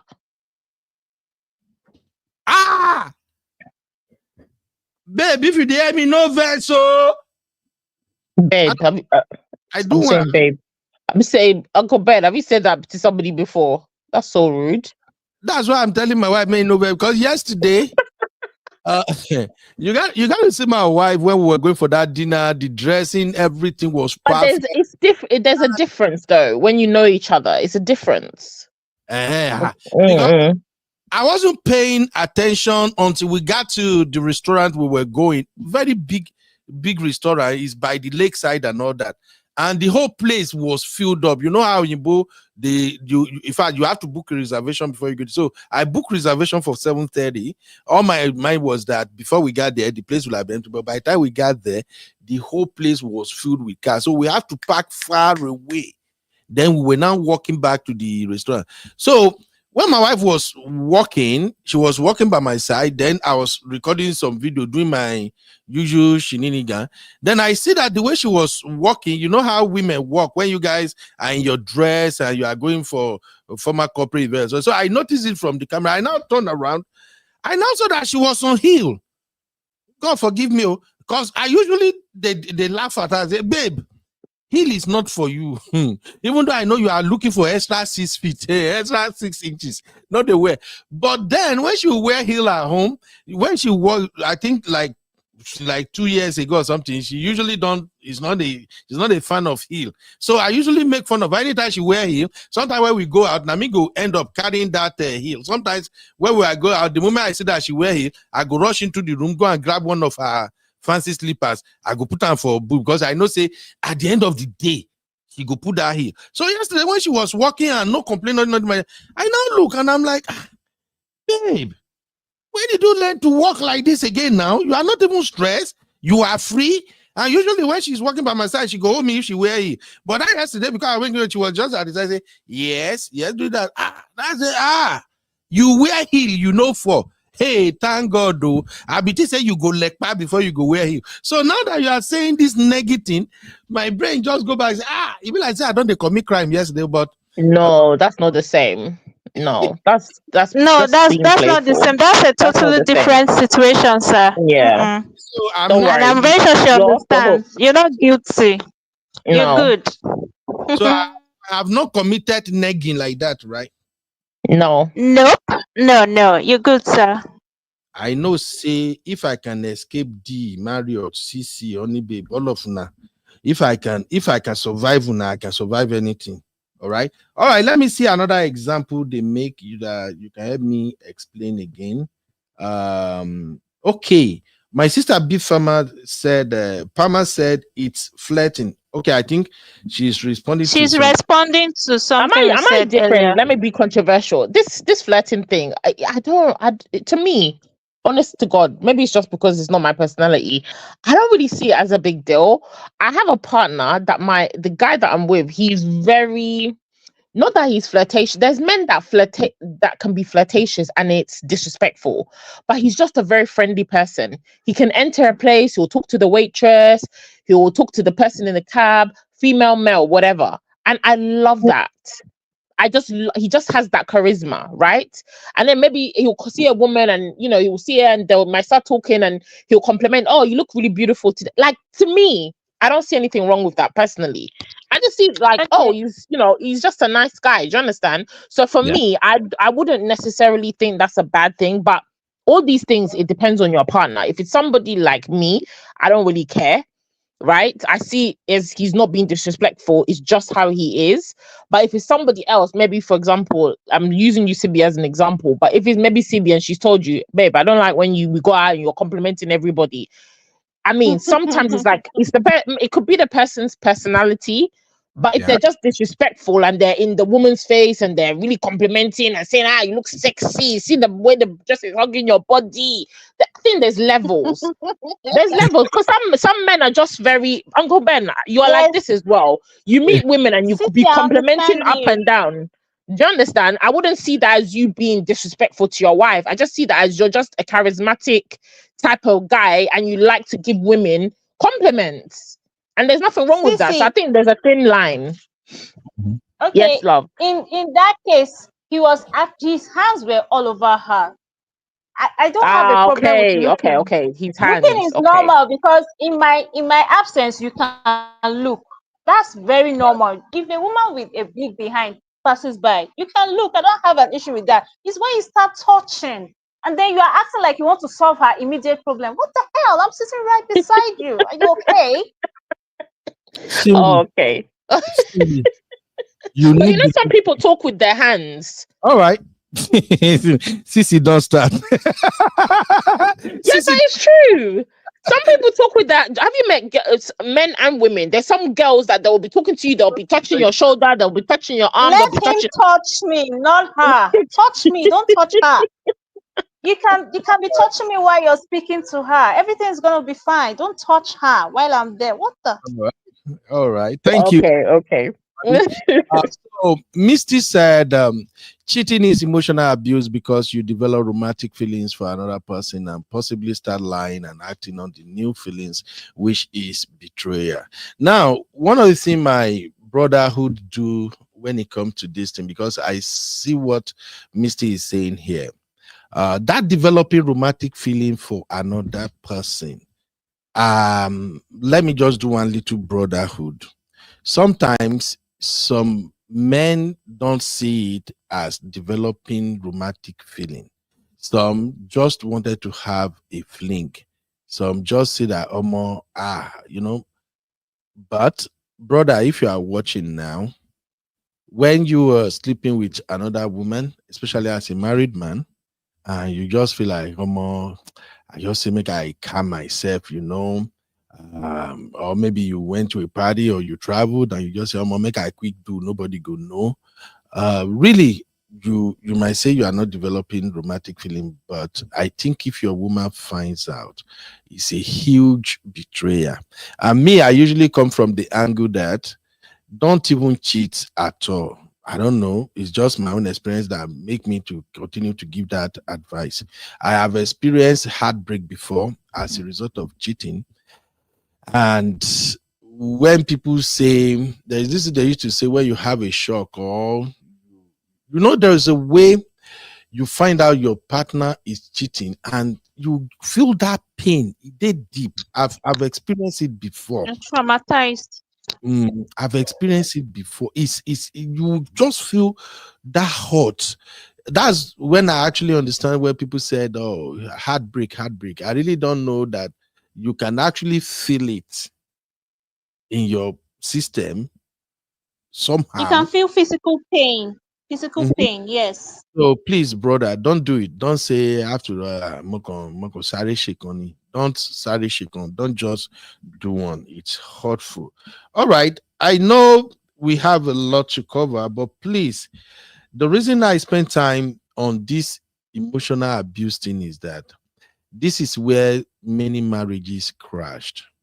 Because I believe emotional abuse will definitely result to a situation where one partner is happy and the other one is unhappy. Am I right, Sissy? Absolutely. And I think these are extremes that we're using on a day-to-day. Sometimes it's just not being emotionally available. That can be one. Your partner comes home, you've got the kids, they're working, you don't talk, you go to bed. The routine becomes so mundane and nobody's really expressing their feelings. And you go through time, you have something on your mind, you can't express it to your husband. Maybe your husband has his own thing, you can't express it to you. So you're just in this bubble of not talking to each other. That's also another form of emotional abuse as well, you know? So, yeah. Oh, I don't want to go here. Didi still take me there. Didi, why are you watching this show now? You not go let me come on here. You started, my sister. Eh? Oh, that's a big one. Didi, you are a bad girl. You are a very, very bad girl. Anyway, where's Dr. Adama? She's not here. You better hurry up before she comes. Dr. Adama no come. If Dr. Adama come, now we are not go. Now I'm not going to finish this show today. but let's have it. Let's talk about it. Thank you, Didi. I actually forgot about this one, and this is a big one. Can you read Didi comment real quick, Simbi? Yes, she says Kerewa withdrawal to punish your partner is another form of emotional abuse. I don't understand this one. Yeah, because let me interpret, because people will definitely see this video. So people might send it to their man. Kerewa, for those who don't understand, Kerewa is sex. So what Didi is saying is that if you are into the habit of withdrawing sex so you can punish your partner, it's another form of emotional abuse. Absolutely. I've seen all this. It don't happen for my marriage a couple of times before we give God the glory that it is now a thing of the past. I think for the past 7 years, we've never had this issue of Kerewa withdrawal. In fact, we've mastered it to the point that Kerewa is our go-to when we have our bass bush. Kerewa is what settled many of our problems now. All right, Sissy, give us a couple of situations, please. Sissy, just remember that we are doing this show so that brothers can see it. So I appreciate you helping me explaining, you and Simbi explaining it from a woman perspective so they can know. This Kerewa withdrawal, how does it classify as emotional abuse? So maybe like your wife or your partner, they want to be intimate, and then you say, oh, you're not in the mood as a guy. And she knows that, okay, it's been a while, and you'll just be like, oh no, you're not in the mood. And then maybe she'll find out that, you know, you've gone and you're, I don't know, maybe you have a side chick. She's found out that you're there, maybe entertaining your side chick, or you're going and you're doing soapy. But then with her, you're not being available physically, things like that. And she knows that you're doing it intentionally. So that's an example maybe of what men do. And for a man to do that, I think it takes a lot, and it's very wicked because it's not a natural thing for a guy to do, right? For a guy to be like, oh, I'm not in the mood, or I have headache, I'm not in the mood, or I want to go and sleep, or I'm too busy. Sissy, hold on, no. On average. Okay. On average. Because when you say it's not natural for guys to see quikus, ignore. There are some guys that ignore quikus. On average. I am guilty of that too. I think I've been vulnerable here once when I said sometimes when anything bothers me so deeply, or if I am stressed, I'm just using myself as an example. I wish other men would come. Maybe I would do a brotherhood version, and then they can come and explain this. But since I'm the man here, let me just explain it. For me personally, if I am stressed, if I set my mind to accomplish a goal and I'm breaking my butt off, and it's not coming off, sex is the last thing on my mind. Okay? Up until seven years ago, you can't get me to do it. If you like naked from 92, if you like twerk, if you like do, which one Auntie B used to describe Samatruka, but they call it Kama Sutra. Do whatever you want to do. Me, I'm so terrible in that area. Once my mind is messed up, sex is the last thing on my table. I'm so But the sorry. difference is, aside from those outside influences, once in a while, right? Most times it should be a duty. Sometimes the woman is not always in the mood, but because your man is in the mood, you just give in and you just do. Just like if the man is not in the mood, the woman is not in the mood, maybe she just gives in and gives it to the guy, and vice versa, right? But if it's a constant thing, yet the woman knows that you're being sexually satisfied elsewhere, and then you're pretending that, oh, I'm having headache, or I'm stressed, I'm this, I'm that. That is the emotion. That's where the emotional abuse comes in, because clearly it's just an isolated thing that you're keeping from her, not from maybe your side chick or your outside girlfriend, or you're able to, satisfy yourself when she's not there. So it's something that you're doing intentionally to your partner. Okay, what happens? Because any man that is watching this, brother, please don't get mad at my sisters. It's okay for you to hear this thing now. Some men have mastered the act of practicing this sex withdrawal. It started as a result of resentment, as a result of them trying to punish their partner, like you said. And then when it goes on for a while, if it has become part and parcel of their relationship, it will eventually lead to a point whereby there will be no sex completely for a long time. There can be no sex for 3 weeks, 1 month, 2 months, 3 months. And we've seen people who actually divorced their husband because of lack of sex. Now, just to be fair for any brother that might watch this, let's do this poll real quick. On a scale of 1 to 10, how likely is it that a woman may divorce a man because of sex withdrawal? If it's me, it will be 10. If you are watching, please just drop on a scale of 1 to 10. How likely a woman might divorce? You are ladies, I really don't know how it is to you, but I know there are some men, especially my brotherhood, that really don't see that you withdrawing sex is actually a bye-bye to your marriage. And again, it's part of the myth we have in Africa when it comes to brotherhood. We have it in our mind that, is it not because I'm there giving you sex, that's why you are behaving? I have other girls outside. I have girls. I'm talking to you, you are not listening. I will simply call up a girl. That's when some of my brothers will say, okay, I have this appointment in Abuja, I'm going here. You just want to go and flex. So, brother, listen, I'm asking my sisters to put in the vote now. On a scale of 1 to 10, how likely will a woman divorce you if you withdraw Kerewa? Shout out to my sister, Mom of 5. Mom of 5 said 5. Yes. Say on a scale of 1 to 10, a woman may likely divorce your black ass if you are withholding Kerewa. My CC. Bad sister. I was answering for myself. Straight up 10. Oh, it's a 10. Absolutely. You see, the Bible says a man cannot live by is it bread? No, I need bread. All right, please don't be a stranger. You have to express yourself. Just drop it in the chat on a scale of 1 to 10 if you can actually leave a man if he's punishing you with Kerewa. So, brothers, you've heard this one now. Don't go and be holding on to that belief that if I leave you, nothing will happen. If you don't do what I said, I will simply go and satisfy myself outside. Bro, your marriage is going. If she divorces you, if you think that will lead to the end of her life, she's not going to be successful, she will run back to you. Some of these sisters now, when they leave, they are not coming back. Especially if God won't punish your father, you are sex starving her. If God really won't punish your father as a man, he can't jam some of these weary men where they outside now. These men then get money, then get bola, and they get strength. See, it's not funny. It's right. Preach.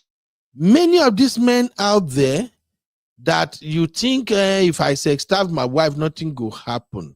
By the time you sextive her, she's begging you, you continue to act like a mad person. When she go out there, there are men that look better than you, they make more money than you, and they have better bola. When I say better bola, I be man. And we no be kids here. They get better bola, they can't sabi use the bola.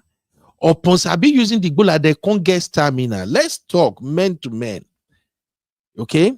We have to admit it. Once you cross certain age, especially the moment you hit age 50, even from 47, depending on the number of things you are doing and how you take care of your health, depending on how many times you go to the gym, you lift weights, you run. If you don't have stamina, another problem. So if these men, they catch your woman where you the sex staff, they took her to paradise in less than 15 minutes. She has stick with you all this while. For the past 10, 15 years or whatever that she has been with you, it usually take you 10 weeks at times to make her come once. And these men, they grab her just one time. In less than 15 minutes, she already lost it. Bro, she's not coming back. If you think she divorced you, her life will scatter. You know they scatter. I have seen sisters who divorce, found another man that is giving them better bola, and they start looking more beautiful and excel. If you are sex-starving your wife deserves to cheat on you. Quote me anywhere, hate me for it. I will say it. If you are deliberately punishing your wife with sex, I get it. In marriage, things they happen. You might have issues. You may be fighting. Some things might not just go well. You may have 1 week, 2 weeks break, or maybe sometimes the issue drag little bit, 3 weeks, 1 month, no sex, and then the moment you resolve your issue, boom, you are back. Firing again. Is cool. But if it has become part of your modus operandi, that anytime you don't get your way, that anytime your wife wants something this way, you want it that way, all you want to do is, I have some girlfriend, I pick up my phone, I check, pam. Hey, Nikki Body Baby Sexy, where are you? Meet me at my hotel 5 o'clock. You run out, you go do kerewa, you satisfy yourself, you come back, then you see the woman acting. See, how women they act when they don't get kerewa? Is it cranky? Not be down. I say, yeah, cranky. So you come back, you see your wife is giving you attitude. She cook your food, anything. She's no longer interested. She's saying, she did vex for you, and you continue. You are happy because you see her now being moody, being saying, babe, Jonah. Even night come, you go sleep for couch. She's in the bedroom, or you are in the bed. You turn your back against her. She even touch you a little bit. You spark. Don't touch me. Don't touch me. I was talking to you. I was telling you, I don't like what you do. You fail to listen to me. Don't touch me. Don't touch me. You are acting moving mad. Bros, your wife deserves to cheat on your papa. He deserves to cheat on you. It is what it is. Oh my God. Now, Ben, did you just say that?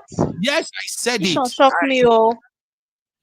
See, now you they put mouth, or if they come for you, my heart no deal. Allow me make I talk and make they come face me. If you are threatening your wife, you are punishing her with sex. May another man fuck your wife. May another man take your wife to paradise. Why is this? At worst, if you are denying your wife kerewa, it has become part of you. Is what you practice every day. May your wife shout another man's name when you are having sex with her. Yes, I said it. Mic drop. Yes, I said it. And there is a reason why I put it like that. I want it to pain you. If you get to see this video, and that is what you are doing, I want the thing to vex you. I even want you to come under this post and leave terrible comment for me. I don't care. The point is, do better. Behave well. Now, person, now ain't born that woman too. Now, blood they flow for her body. That is why we preach every time that once you are married, you should develop your own tradition, your marriage tradition. You should develop some mechanism to help you deal with situations. This is where it comes in. You must see kerewa as a job at times. You must see sleeping with your wife as a responsibility that is more or less like what you are being paid for. I have a book I was working on one time. I dropped the book. Maybe I will still go back to it. I came up with it too. I think I discussed it with my sister Chidima one time. I shared some of the content of the book with her. There is something called romantic activity. It's part of the assessment. If you have that book, too long ago, I think maybe about 10 of 12 pages where I develop and read, because I just say, look, I'm not a relationship expert, I just leave this thing. There is something called romantic activity. I break it all down there, that both men and women, you must be doing. You keep it, it's your own guide. You practice it with it for like maybe 3 to 4 months. After 3 or 4 months, you go don't master it.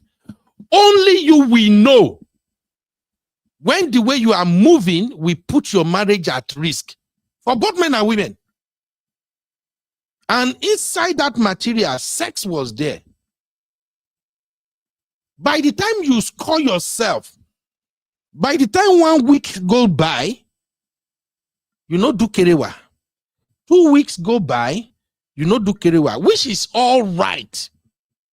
If you and your wife don't have any issue, it's not because you are not doing kerewa, because there is something unsolved underneath that is making you moving mad.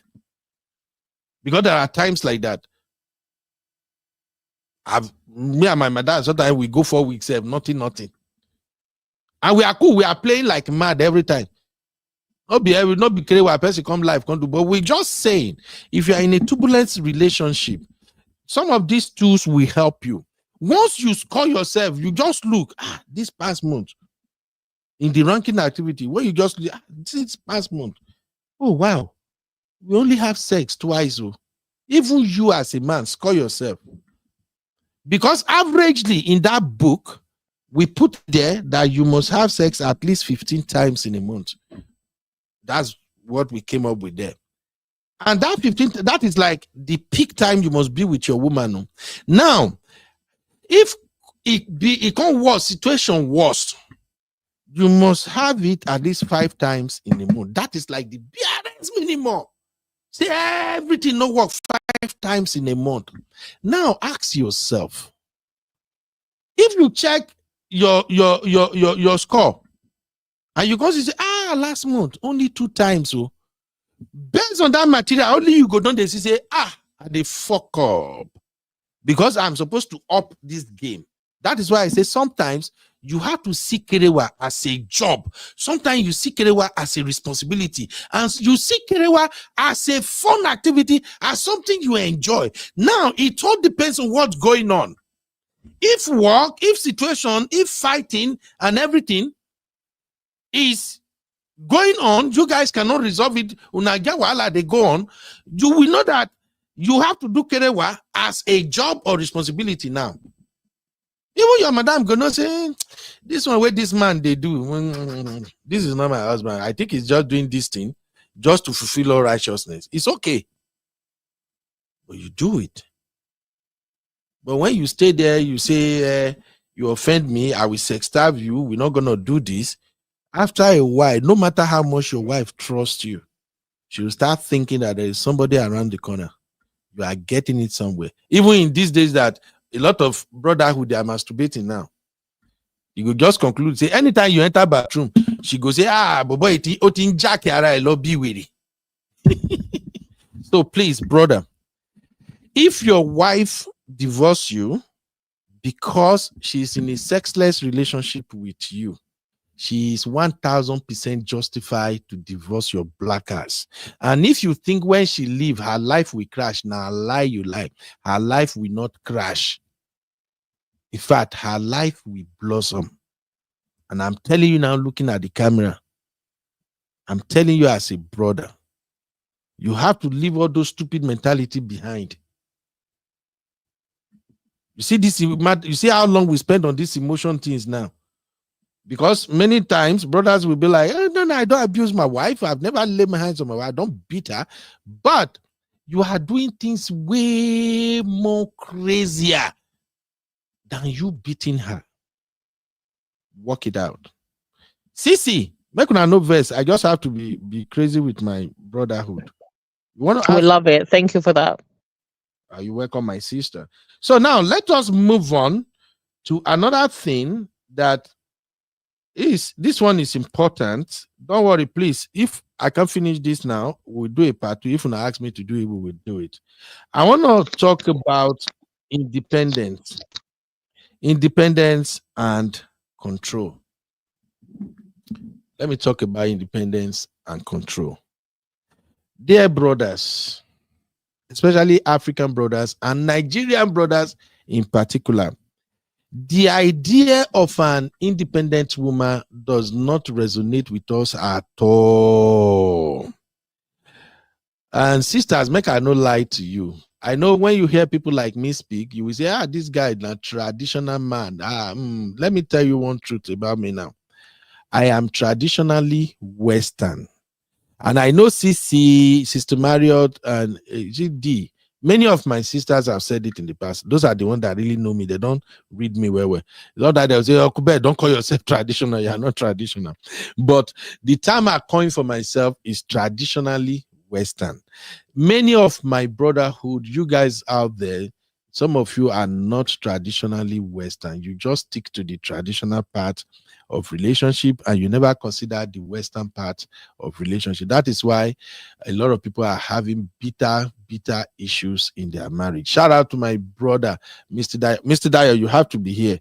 Or come and be here so that my brotherhood they here. Anyone where you disagree with, tell me say you disagree, Mr. Dio. We need to talk to our fellow men. Enough is enough. This Yabo Ojo wedding has opened a can of worm and we have to address it.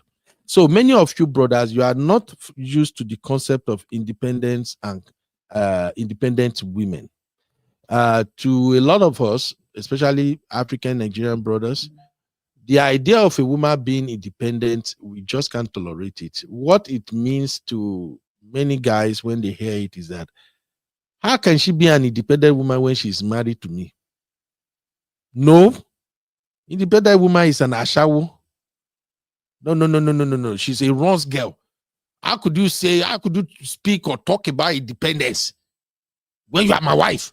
What are you independence for? You will begin to sound like Odogun. Listen, in this modern day, if I am your friend and you want to get married, or even if you're already married and we now became friends, and I come around you, I start observing you and your wife relationship, and I'm beginning to notice that your wife doesn't enjoy independence. She cannot do so many things on her own. She have to run it by you. She have to get approval. Even if she want to breathe, she need to seek permission from you. First off, I will still be your friend, but I no go to they come your house because I know your house is on fire. And I know sooner or later, your wife will burst. And by the time that woman want to unleash on you, I don't want to be there. I know witness them. So I know a lot of men cannot really grasp the idea of an independent woman, an independently married woman. But I will explain that to you. And again, for you not to think that I don't know what I'm talking about. I haven't married for long, but I've been in this game for 15 years and I've been with the same woman for over 20 years. And one of the things I practice in my own small marriage is the idea of an independently married woman. That is what I practice with my wife. Independently married woman. Let me explain. I allow my wife to do what she wants to do. And it's the same thing I preach to people too. Let her do what she wants to do. She run it by me. I don't control it. I don't determine it. I only look at it. If I feel like, hey, but this one, I don't, we talk about it and we keep it going. I have seen how allowing a woman that freedom to express herself, that freedom to be herself, that freedom for her to do what she wants to do, that freedom to go after her goal, and you back her up to pursue that goal. I have seen how it works firsthand because I'm living in it. And still, I'm a traditional man. But here is a better way to look at it. Maybe this example will make it make sense to our fellow brothers. Now, imagine you have daughters, you have girls, and you are praying that your girls be successful. You tarried, you work hard, you send them to school, the best school you can afford. Now she graduated. Just the thing we do as African parents, we like to determine what our children will be. Maybe you want her to be a doctor, an engineer, just name it. She graduated to be who you want her to be. Now, as African parents, we usually feel unfulfilled until we see our children get married. In the case of Iyabo Ojo, you saw how excited she is, and you have seen how many people are happy for her, because that is the joy of every parent. That is all we wanted, for our children to be successful. So now, your daughter graduated from school, she got a good job, a high-paying job, because our children these days, women these days, they are making it.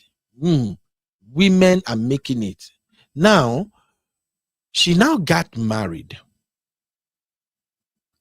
All of a sudden, after her marriage, 1 year, 2 years after marriage, your daughter that used to make maybe 200 grand a year, $200,000 a year, or even in Nigeria, your daughter that in a year she's making maybe 50, 30 million. Even if she's not spending on you, because we parents of nowadays, we are not even expecting our children to spend for us. But you are happy that they call your daughter, Dr. Adan. That's why I always love my sister Adana, all my sisters here. Sisi is a nation manager. Now, girl, forget say Sisi, they come here, come they do yanya with me all the time. Come they pop my balloon. Sisi now, she's a boss at her job. Many of my sisters here, they are boss. Honey babe, na realtor. Misty na lawyer, D lawyer, Marriott lawyer, and they are all excelling in their field. I'm just giving you an example right now. How do you think their parents feel when they see them? Their parents are happy. I want the same for my daughter. So as a man, just follow me here. Your daughter that has been excelling, doing perfectly well, all of a sudden, your daughter got married, then boom, she just announced to you one day, Daddy, I said, Doctor, I don't want to practice no more. I just think I just want to, I just want to focus on my family for now. Really? This is a girl that has been bubbling, a very ambitious girl. A girl that go to school where they clear air, do everything. A girl that 2-3 years after school, she's doing fantastically well. She can't marry husband finish after 2 years. She now said, I just want to take care of my family. I'm not going to be practicing anymore. Problem there. So as a parent, if you are watching and you listening as a man, will you be happy? Picking where you suffer, do everything for. Picking where don't they successful. A girl, after marriage, you say no, they do doctor again. You go there happy. Just ask yourself. Now, if you ask yourself this question and your answer is no, why would my daughter quit her profession because of marriage? And yet, you have issue with a woman being independent after marriage. Brother, you are a witchcraft. Maybe you not go see my eye again. Make I explain now. If you want your children to be successful, they went to school, burn candle day and night, and they become successful. And now they got married. And after a year or two after marriage, they say they don't want practice again. They can't become housewife. Housewife is shown, housewife will fool. They now stay house all day long, raising children. Hey, daddy, you know, when they call their dad now, all they want to speak about is how they pick Junior up at school, how they do Junior homework, how Junior throw away paint for house. That's all they talk about now. They are no longer talking about those things that make their mom excited. If you as a man, if you know you do not pray that for your daughter, you do not want your daughter to all of a sudden become a slave because she got married to a man, another parent picking. If you don't pray like that and you say, God, please don't let be the portion of my daughter, and yet when you see an independent woman in a marriage, the thing they vex you, you are looking at it like, which kind of woman be this? See you, her husband go work by 5, she said don't come up by 6. Nonsense. You are a witchcraft. That's who you are. A witchcraft. You are the type that protect yours, but you want to destroy other people's own. If you are a man and you have seen this Iyabo Ojo daughter's wedding and you love everything about the wedding, if you are even share the Yabo Ojo up, give her flowers for allowing her ex-husband to be present in the life of her children, and at the same time also her ex-husband being the father that walked her daughter down the aisle. If you have given Yabo Ojo that credit, and yet deep down you have bigger issue with an independent woman, bros, you are the devil they warn us about in the Bible. I'm saying it. If it doesn't go well with you, verse, if you want verse, you need to change. This day and time, the concept of independence is now part of marriage. Let your wife enjoy independence. Marriage is not slavery. Marriage is not. What? See, what other way do you guys describe it when men don't let women express themselves in marriage? Let me bring the grammar. Sissy, don't come here. Sissy, I'm here. You describe it. What terminology do you people use now? Let me use that terminology. Men that they hear me. Those men that will not allow their woman to excel, they want to clip her wings. Because she's married to them now, she should be a yes woman. They're just intimidated. I think that's what it is. They're just intimidated by the lady's success or the lady's shine or whatever it is to them. Nonsense. Nonsense ingredient. Mr. Dayo, I beg, what's your take on this thing? Evening, Mr. Dayo. Happy Easter. Actually, I believe. Do you practice independence in your marriage first? May we start. Do you allow your wife to do what you want to do? It's not or something. Do you do that, sir? Of course, Uncle Beno. I believe in independence of both parties. That's how you can grow. You cannot walk faster on one leg. The two legs must be working. So why do you want to like impose whatever limitation on your wife simply because you are like now? What I think normally happens to such men is that they are always intimidated. I mean, they are always intimidated by the success of their wives. So they think that by just subjecting them or by kind of subjugating them, they can control them. It just takes a chauvinistic pig in a man to be doing that. Because I believe in one thing in life.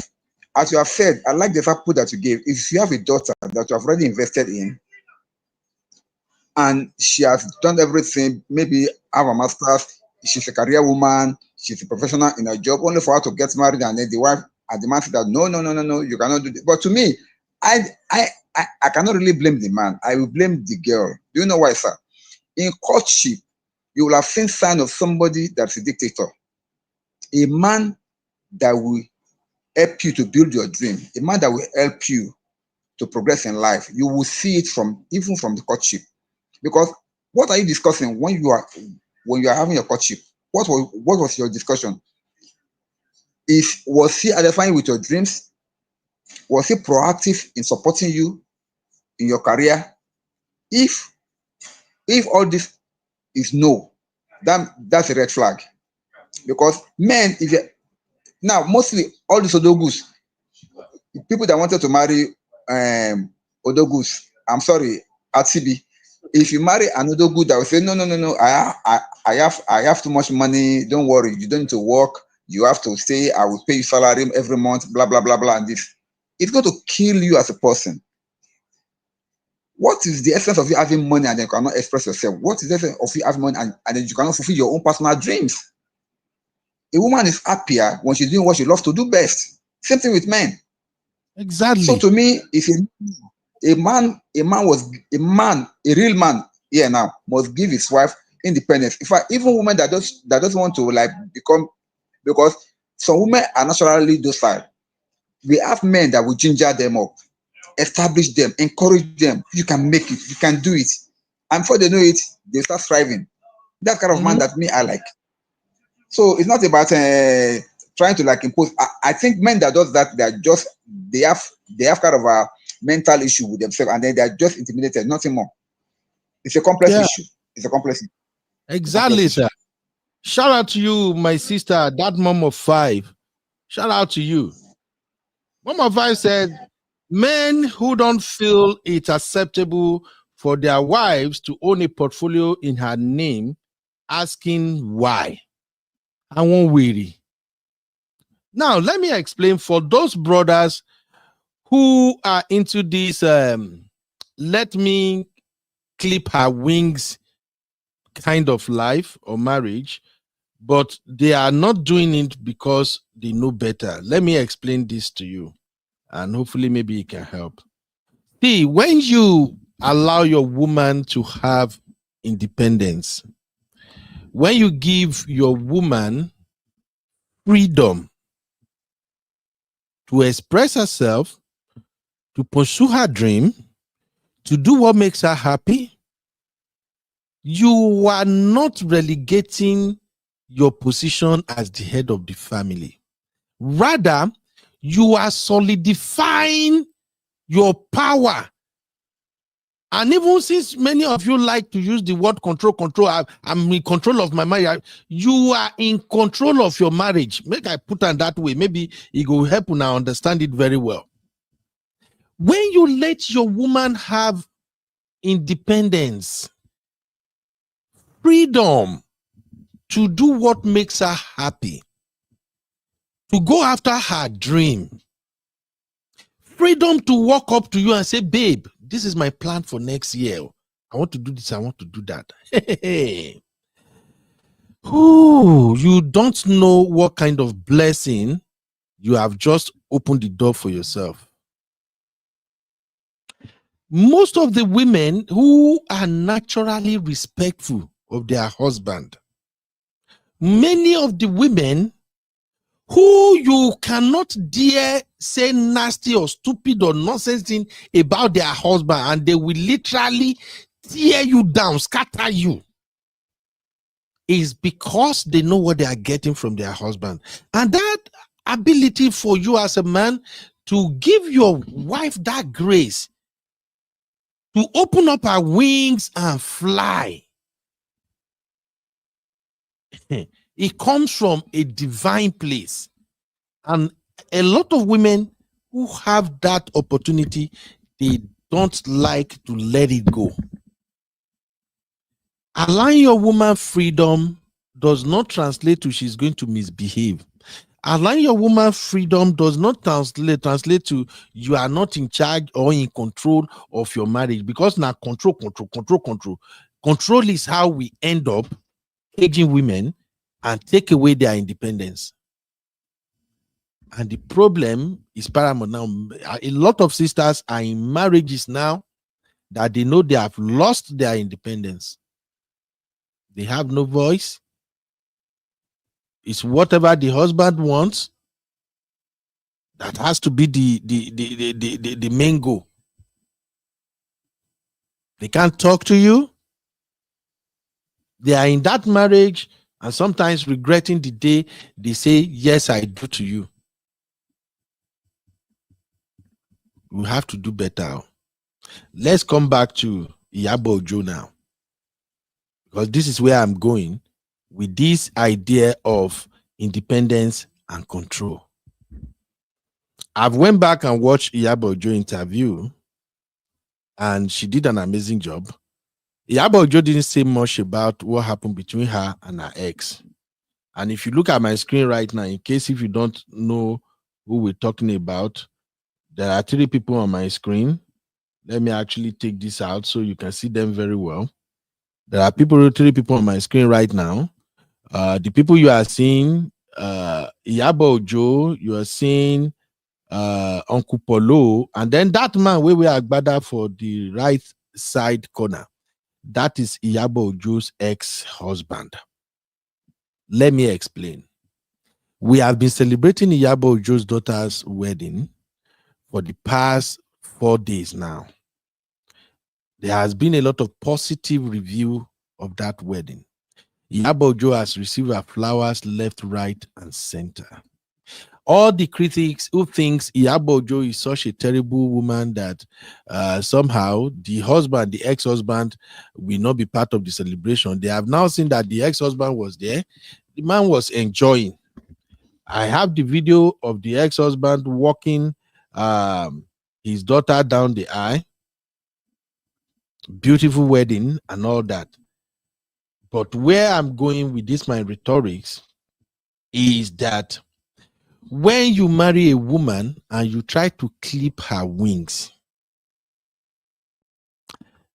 it gets left wing go reach. The woman will spread her wings and fly. And that flying starts with divorce. When she leave you, the marriage, her life might experience some up and down. She might struggle, like many African sisters are struggling right now, because their Mugopak husband left them with their children after marriage. But trust me, if that woman left the marriage because you did not allow her to enjoy her independence, if she left that marriage because you want to be in control, give her just a couple of years. That woman will excel. Her achievement will surpass you. Please don't take it the wrong way. We have now found out that Yabo Ojo ex-husband is not an absentee dad, though, because Sisi, Honey Babe, and my sister Adama, they discussed the concept of absentee dad and deadbeat dad.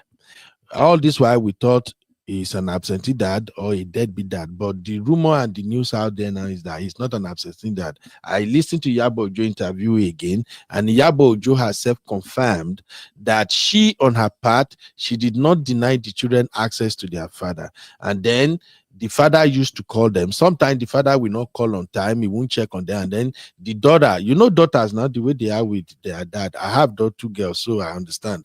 Sometimes the daughter, when they try to reach their dad, and their dad is not calling back, the daughter will be complaining. And then when the father tried to call the daughter back, the daughter will not pick.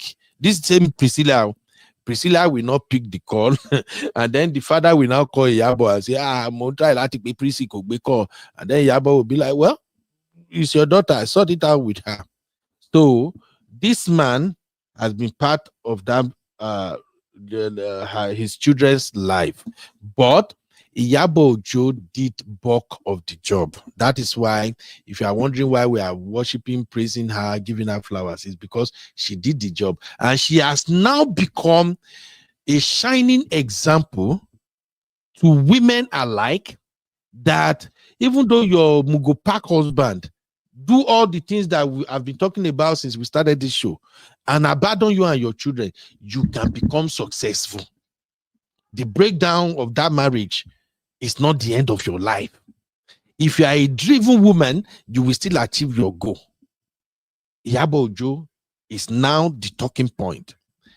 At the same time, Yabo Ojo has also shown that even with all the success, with everything that God has blessed you with, after you left the marriage, If the father is in the children's life, if the children want their father to be allow the children to be in their father's life. She's a shining example.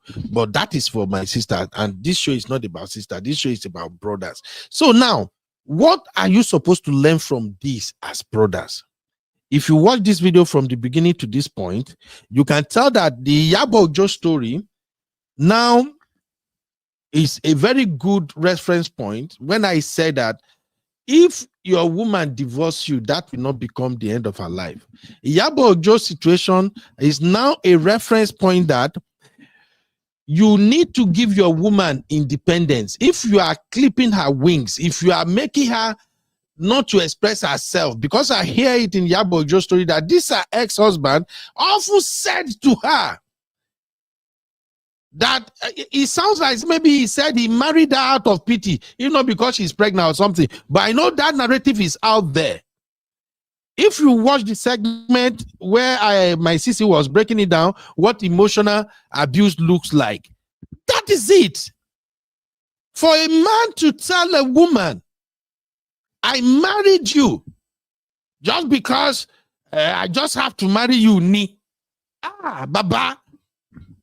That's where you should know that myth that we used to carry around as African men, that, oh, when I marry her, I'm doing her a favor. Some men will even tell it to their wife face. After a couple of years in marriage and they start having their Bible, they will literally tell their wife, you think I don't have better choice before I marry you? Don't you know the kind of girls I was pulling at the time? If not because you were pregnant. And look, some will be so dumb, they will go ahead and start comparing that woman to their ex, who is now in another marriage, another relationship. Some of them, because of how they are so misinformed and ruined their wife's life, they will be comparing the woman they are maltreating under their roof. They will be comparing that same woman with another woman they dated before, who is now doing well in her own marriage. They won't look at what the man that she married to that gives her that independence, that freedom to excel. They won't emphasize what that man is doing, no. But rather they will come and talk down on their wife and say, look at you, Bola. Did you know Prissy? Or did you know Simbi? Simbi and I, we dated for 5 years. If not be the stupid pregnancy that you have for me, I'm supposed to marry Simbi. Don't you see Simbi now? Simbi is the CEO of this. Simbi is the director of that. Look at you. You just sit there. You're wasting away. You add nothing to my life. Some of them will literally tear their wife down without looking deep and realize that they are the one who took away her independence. And the worst part is, a lot of men don't know. They don't know when they are actually taking their women independence away. They don't know when they are killing her dreams. They don't know when they are tying her down. Sissy, over to you again. Let me describe situations for my brotherhood that may not know this. Let me describe what men do. That in reality, when they do this, they are taking away the independence of their woman, and as they are doing that, they are more or less suppressing her, ruining her life, and still blame her. Let me put some examples, Sissy, I beg. Okay, so for example, they'll say things like, oh, you know what, honey? Oh, I love when you're home. You know, the home runs so smoothly. You know, when you're not around, the place is not organized. You know, you should try and be home more. Things like that. When they know that the woman is working, it just starts to drop. It plants those seeds now to make you feel like, okay, I'm not doing enough. Or maybe when I'm not around, the house is not running smoothly. The kids maybe are not, you know. Or they'll say things like, oh, you know, let's say Prissy is not able to go to, like, she's not getting the right grades, the kids are their school is suffering, you know, I'm working, you're working, one of us, you know, it's better for you to be home with the kids, I'm making the money, blah blah blah. All these things, just subtle ways to make you start thinking like, okay, maybe I should not be working. Or some men will just come out boldly and tell you, like, when we get married, I don't want you to work. I want you to stay at home to take care of the family. I'll take care of you. That's my responsibility. That's how I will start. But later, it may be a different situation, right? I was in that situation. I was dating somebody, a very nice guy, very lovely guy, but he said something to me one time. He's like, "Oh, you know, when we have a baby, when we get married, I want you to know, I don't want you to work anymore. I will take you, I want you to stay home and I will be paying you your salary that you're earning at the moment." I'm like, "Are you okay?" I just laughed. I said, I said, "You're joking, right?" And he was dead. He was very, very serious. He's like, "No, I don't see any reason why you should be working. I'm earning more than enough. I have money. I want you to just stay home, look after the kids, and look after the home. You understand? If you want me to, I can set you up and do something." By the way, we're both here in the UK. It's not like the person is in Nigeria. We're both here in the UK. And he's like, "No, you stay home, look after the home, look after the kids. I'll pay you your salary that you're earning. That will be your upkeep that you." And I said, "Absolutely not. Even if you were a billionaire, even if you are Dangote himself, I still want to work because I enjoy working. I enjoy making my own money. I have a brain. I've been to university. I'm not going to be the most educated woman sitting in the house looking after kids, cooking and cleaning all day long. That is not me." So if that's the type of person you want, my friend, we cannot move forward in this relationship. So that's just to say that some men think that they're doing you a favor by doing that, but really, over time, they will take away your independence by doing that. So I think those are some subtle examples that men do without being so obvious, but those are the main ones. They make you feel like the home cannot run, or the kids are suffering, or they're suffering, or you're so tired, you're working too hard, you need to relax, you need to stay home, trying to present it like it's a better option. But I think no. The only time I would say a woman should stay home is if, like in the UK, we get maternity leave, we get up to a year.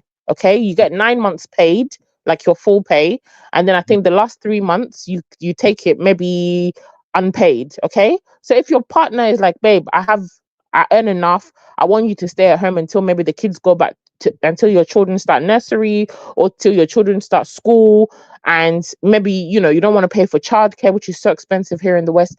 I completely understand, but even that, you should still be doing something as a woman. Anything can happen in your circumstances. He could get ill, he could get injured, you could become ill, and living on one income, just to me, is not the best financial like financial plan, for two people that are married and trying to get ahead in this day and age.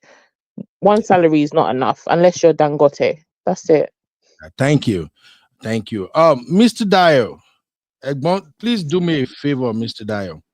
Can you help us also emphasize some of the ways that men are taking away their wives' independence, but they don't know? Maybe if they hear the voice from you, because me, I did too harsh, but people like you as a bon, you talk calmly. Me, I no get that patient. Can you explain to them some of the things that they are doing, that when they are doing it, they should know that they are indirectly taking the independence of their wife away? And it shouldn't be so. I bet let me explain that then. Simbi, is Simbi here? Simbi, don't come on. Then you can continue the show. Sisi, I'm coming. Let me just excuse myself for a minute. Mr. Dyer, please, over to you, sir. Okay. Now, the thing is this. Number one, when a man does not constantly listen to the wife's idea on any decision he's making, is gradually eroding the woman's independence. Because when it now becomes an habit of a man not seeking advice or not like considering the views of the wife on major matter that affects the family or that affects the home, you are gradually eroding the woman's independence. A woman feels proud when you consult her over major decisions in the house because she feel as if she belongs in this family. But when a man makes it an habit to constantly ignore the advice, even though the advice is not really worthwhile or maybe it's not good enough, but at least give her the opportunity to like contribute our own view on any matter. Then from there alone, she feel that okay, I'm part of this family. That's number one. Number two is that anytime the man thinks that only his decision is correct, that no matter what anybody says, he's the one that will always have the finance, that he must have his way, even though everyone will fall, even though what he was suggesting, what he was thinking to do is not the best for the house, and the partner sees it otherwise, but because of the ego in men, it's like, no, it must be my way. That is significantly impacting negatively on the wife's independence. Because why? If you get to say that the wife will now become totally dependent on him for anything, your wife cannot take decision unilaterally over the children or over the house without saying, hey, my husband, what do you think about this? She's not like you're kind of a what I call second fiddle. She must look up to you for everything. Come on. Men does that unknowingly, and before they know it, the woman will just go docile, because by the time you keep doing it over and over again, she will just wonder, no matter what I say, you will not listen. So she just went silent. And then once you do that to the woman, you have taken away her independence. But if you are the type that always encourage her, or you may just call her, babe, come on, I just thought of this thing. I wanted to do this thing. What do you think? Say, okay, no, I just want to hear your view. No, that woman will feel proud that my husband consults me over decisions. It builds her confidence. It makes her to become more bold. It makes, see, these little things goes a long way to inspire a woman to become who she is, because she will see herself that if my husband, as smart as he is, still consults me over the decision, then that means my decisions are good. It encourages the woman. But Absolutely. if the woman never regards, never see things from her own perspective, and then, Uncle Beno, let me tell you this: women are better thinkers than men. They think better than men. All our own are gra. But women are much more emotional, so they think better than men.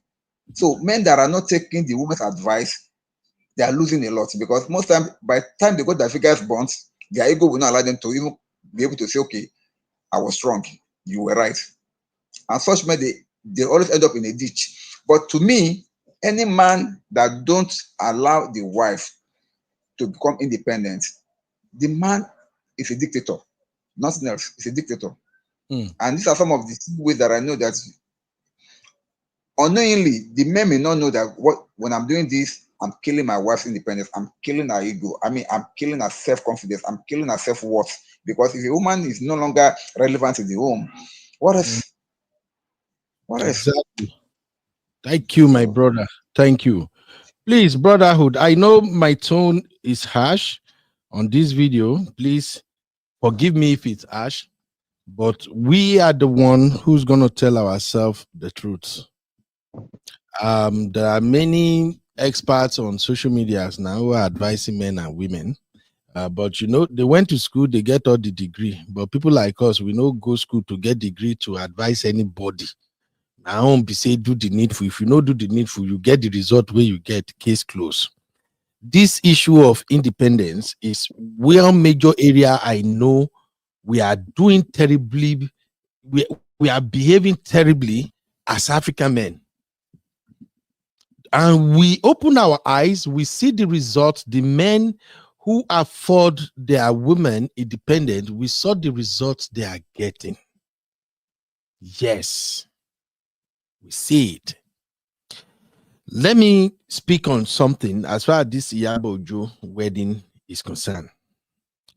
There was a time we did a show here, and I was ranting, I was vibrating that if Yabo Ojo loved Uncle Polo so much, and Uncle Polo like Yabo Ojo, why are they not married? Why didn't she marry? And Yabo Ojo have explained herself that, look, we don't want to get married. We love each other. We respect each other. We do our thing. I'm an independent woman. He's an independent man. After I listened to Yabo Ojo's story and what happened between Yabo Ojo and her ex-husband, which is the man on the screen now, who is walking his daughter down the aisle. Yabo Ojo didn't say much, I still give her credit, but I watched the TVC interview and somebody called in, one of these old barbaric men, the first caller, and the man was like, in the days of our mother, Marriage is not like this. Our mother, they obey. Our mother, they do this. Our mother, they do that. Oh, Lord Jesus. Yabo Ojo said, I want to respond to what he said. They were trying to talk over that on TV, but Yabo Ojo said, I want to respond to this caller. He said, Yabo Ojo now said, during the days of our mother would not come out and tell you the type of abuse they endured in that marriage. Sisi, have you watched that interview? Maybe I should just share the link to you guys so you can watch it. I've not watched the TVC one. I don't think she goes into that much detail. You need to watch the interview she did with she's done her own interview somewhere before where she really breaks down her story. I don't know if it was an interview or documentary or something. And the one that I've seen that goes into more detail, the TVC doesn't really touch. It's just it's just a news thing, isn't it? You have limited time. She talks about it with there's a lady, I think she's also Auntie B. I don't know what that lady, but sometimes they took a lot of Yoruba on that lady's show as well. So she goes into more detail, but I've seen a previous interview of hers where she really broke down her story, and she said, to be honest, I think there was a lot in that relationship. The DV, a lot of things were happening.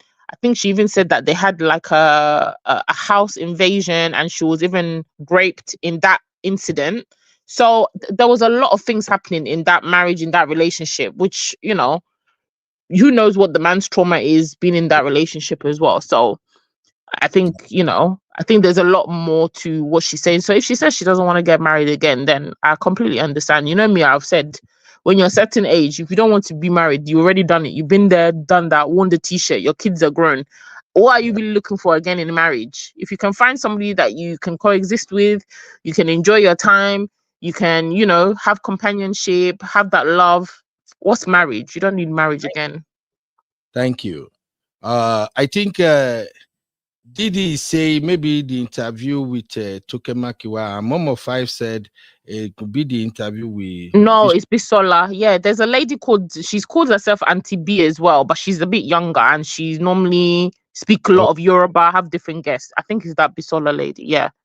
All right, I will look into that. But I watched the one on TVC anyway, and she don't even need to say much.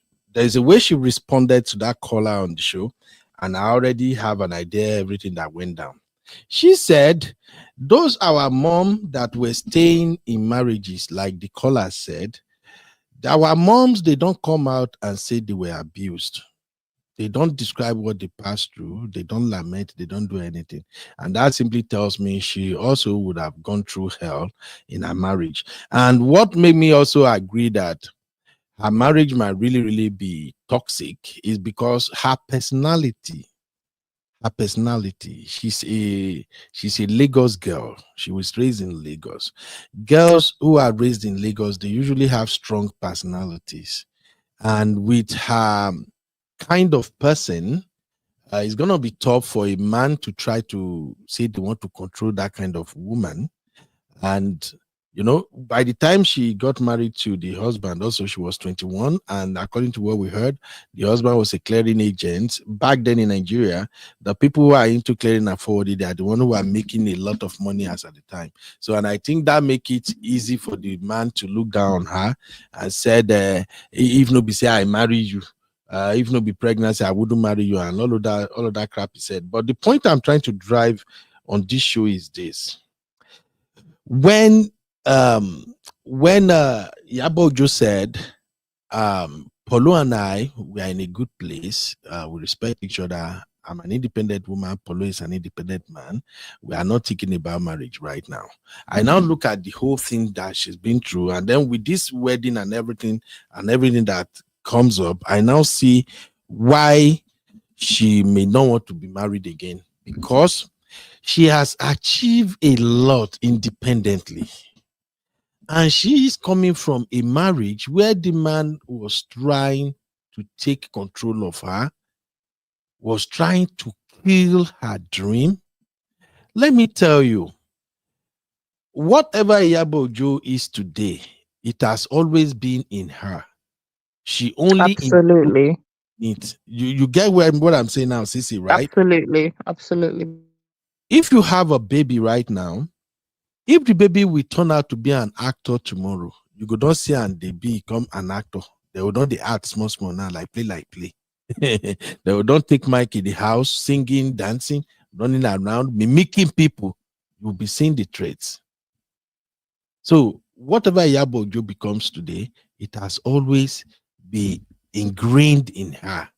But if she has stayed with this man, she wouldn't be the Yabo Ojo you know today. That's why I'm emphasizing this aspect of allowing your woman to enjoy independence. We wouldn't have the Yabo Ojo we are celebrating today if she has stayed in that marriage with Mr. Ojo. Sisi, I know Mr. Dayo and Sisi, hey, una get my point or not? I agree. Because already the foundation of their relationship was already not good. They weren't married because they really loved each. Like, I mean, her daughter now, she's with this guy. They're all in love. Everything is lovely. You know, they're both going down into this marriage as two willing participants. She always said that for herself. She said which to me was really funny. She said her marriage ended on her wedding night. That's such a weird statement to make.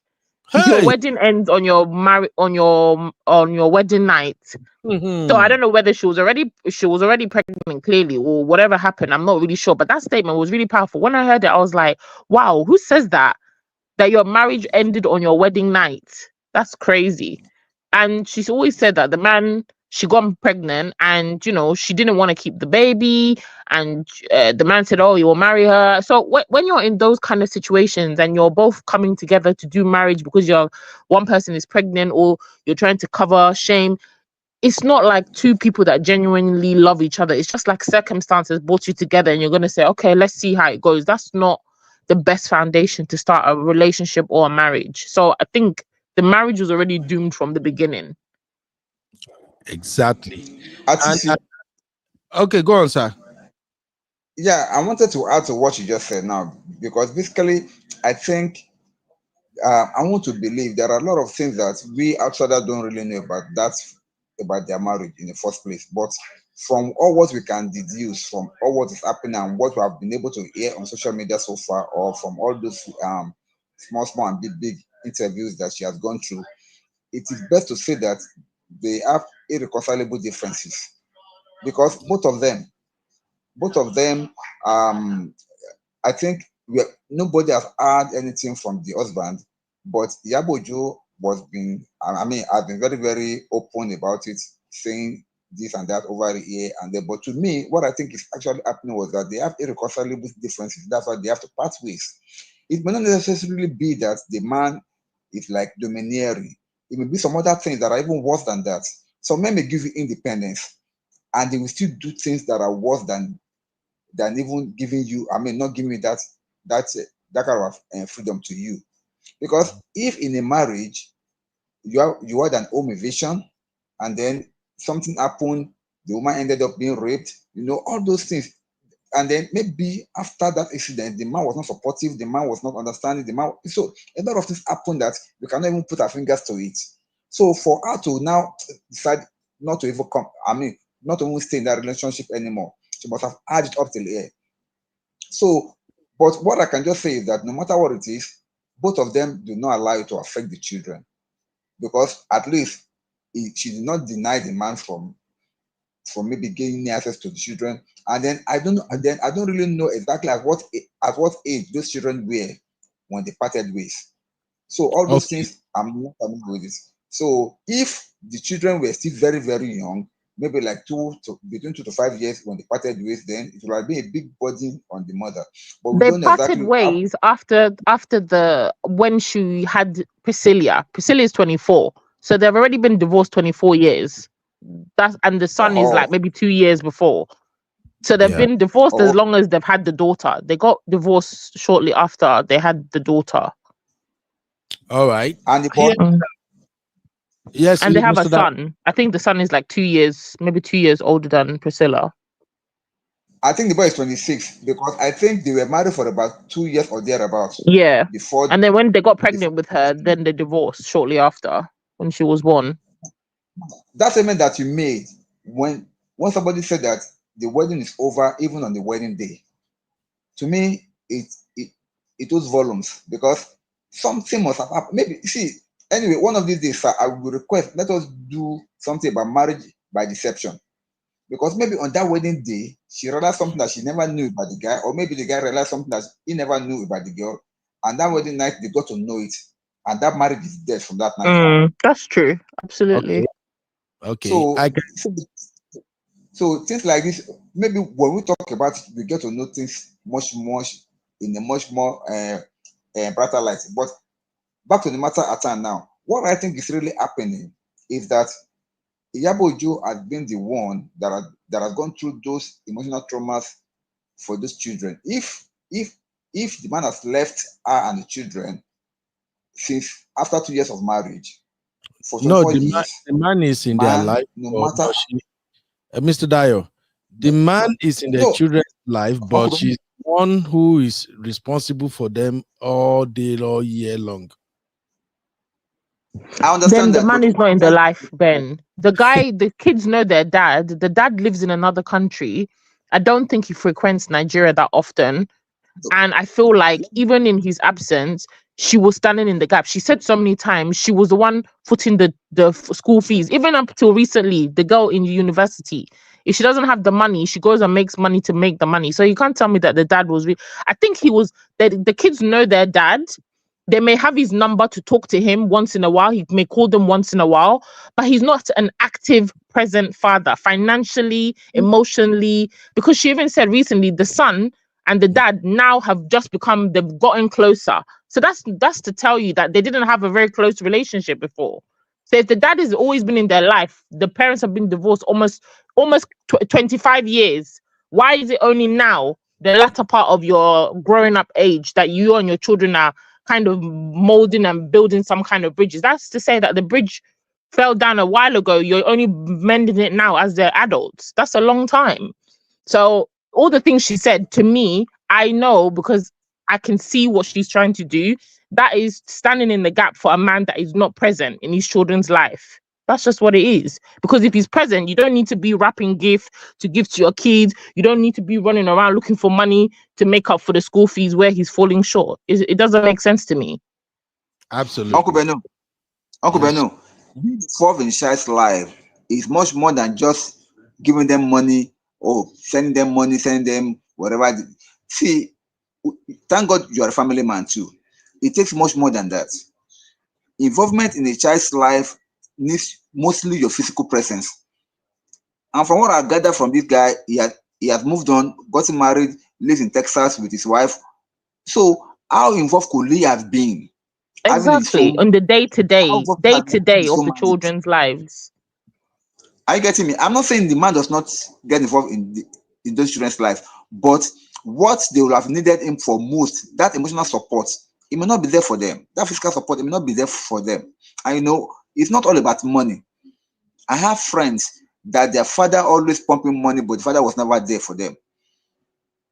They never loved their father, not because the father didn't do right, but because when they needed the father to be there as a father figure, it was nowhere to be found, always busy, traveling. So if you're talking about being there for the children, you are talking about finances only. That okay, maybe when they need more, if I thought that's what it does, I'm not saying that is what it does. But if I thought that's what it does, maybe you send them money from time to time for the school fees, for the feeding and all. But when they say okay, PTA, parent teacher association, let the father come to the school, it's not there. The son, there are some things that are landmark in a child's life. The first time that the son will do something that as a father is supposed to be there, or the first time, like the one that we normally have, who will take your child to the prom in the US and whatever, all those things that are landmark in the life of a child, and the father is not there, it means a lot to the child. Thank you, Mr. Dio. I'm tired of saying this thing. 247 for you. A child will never grow up to respect you as a father, even though you are like financially responsible for them. They will never see you as a father because you were never there for them. I'm so sorry, but that's the reality. Thank you, Mr. Dio. I will definitely end up doing a part 2 to this rant. Any of my brothers that get to see it, if this content annoys you, please, it means that something is wrong. Work on yourself. My goal and the goal of everybody who are members of my channel is for you to have a good marriage, for you to attain your goals and dreams in life. So please don't be offended. I'm doing this show because, of course, you've seen my channel already. It's called Uncle Beno. A lot of people talk to women, but let us talk to men for a while. And don't get me wrong, my sisters here, they know me. I'm a brotherhood. I got your back. But I can't get your back if you continue to do the same thing, or if you don't know a couple of things. So that is why we are having this conversation. And thank you, Mr. Dio, for being here with me. And thank you also, CC, for at least help me break down. And all my sisters in the comment. I think this is a show that usually when I'm ranting, people don't too contribute. But this one, I'm ranting, and my sisters, they are dropping it in the chat to make it make sense. I really appreciate all your contributions. Now, as I'm beginning to round up this show gradually, I have spoken a lot about a couple of things here. I started first and foremost by speaking about the myth. There are so many myths about African marriages. That is where I start, especially when it comes to men. There are a lot of myths about divorce. Many men, I emphasize that men think they are doing women a favor when they get married. Men think that when women divorce them, it don't end for that woman. She will never be successful. And I say that's a lie. That every woman nowadays, majority of them, they will be super, super successful. And I also explain the myths surrounding divorce, the basis whereby if your wife divorces you and you think, say, I can spin it. Oh she has no right to do it, no right to do that. And I told you that is where I emphasize abuse, that we have some myths surrounding abuse, and we also have ignorance when it comes to abuse. And I emphasize, and that is where my sisters CC and Simbi, they help me give example. Many sisters in the chat also give example. So if you are watching this show, please make sure you activate your live chat. That's how you can really enjoy it. Okay, I can't cover everything. So I spoke about different types of abuse, and this time where we spoke about physical abuse, financial abuse, emotional abuse, we did not do what the regular relationship expert out there will do, you know, telling you the regular thing that people do that is classified as abuse. We approach it from the angle of behavior, how men move. And if you are moving this way or that way, this is what it means. That is how we did this show. So you can go back and watch it. And if you have brothers or anybody or even husband that you think this show might benefit, please send it to them. I'm sorry if you are watching and you feel like, oh, this boy is just talking like this, attacking men.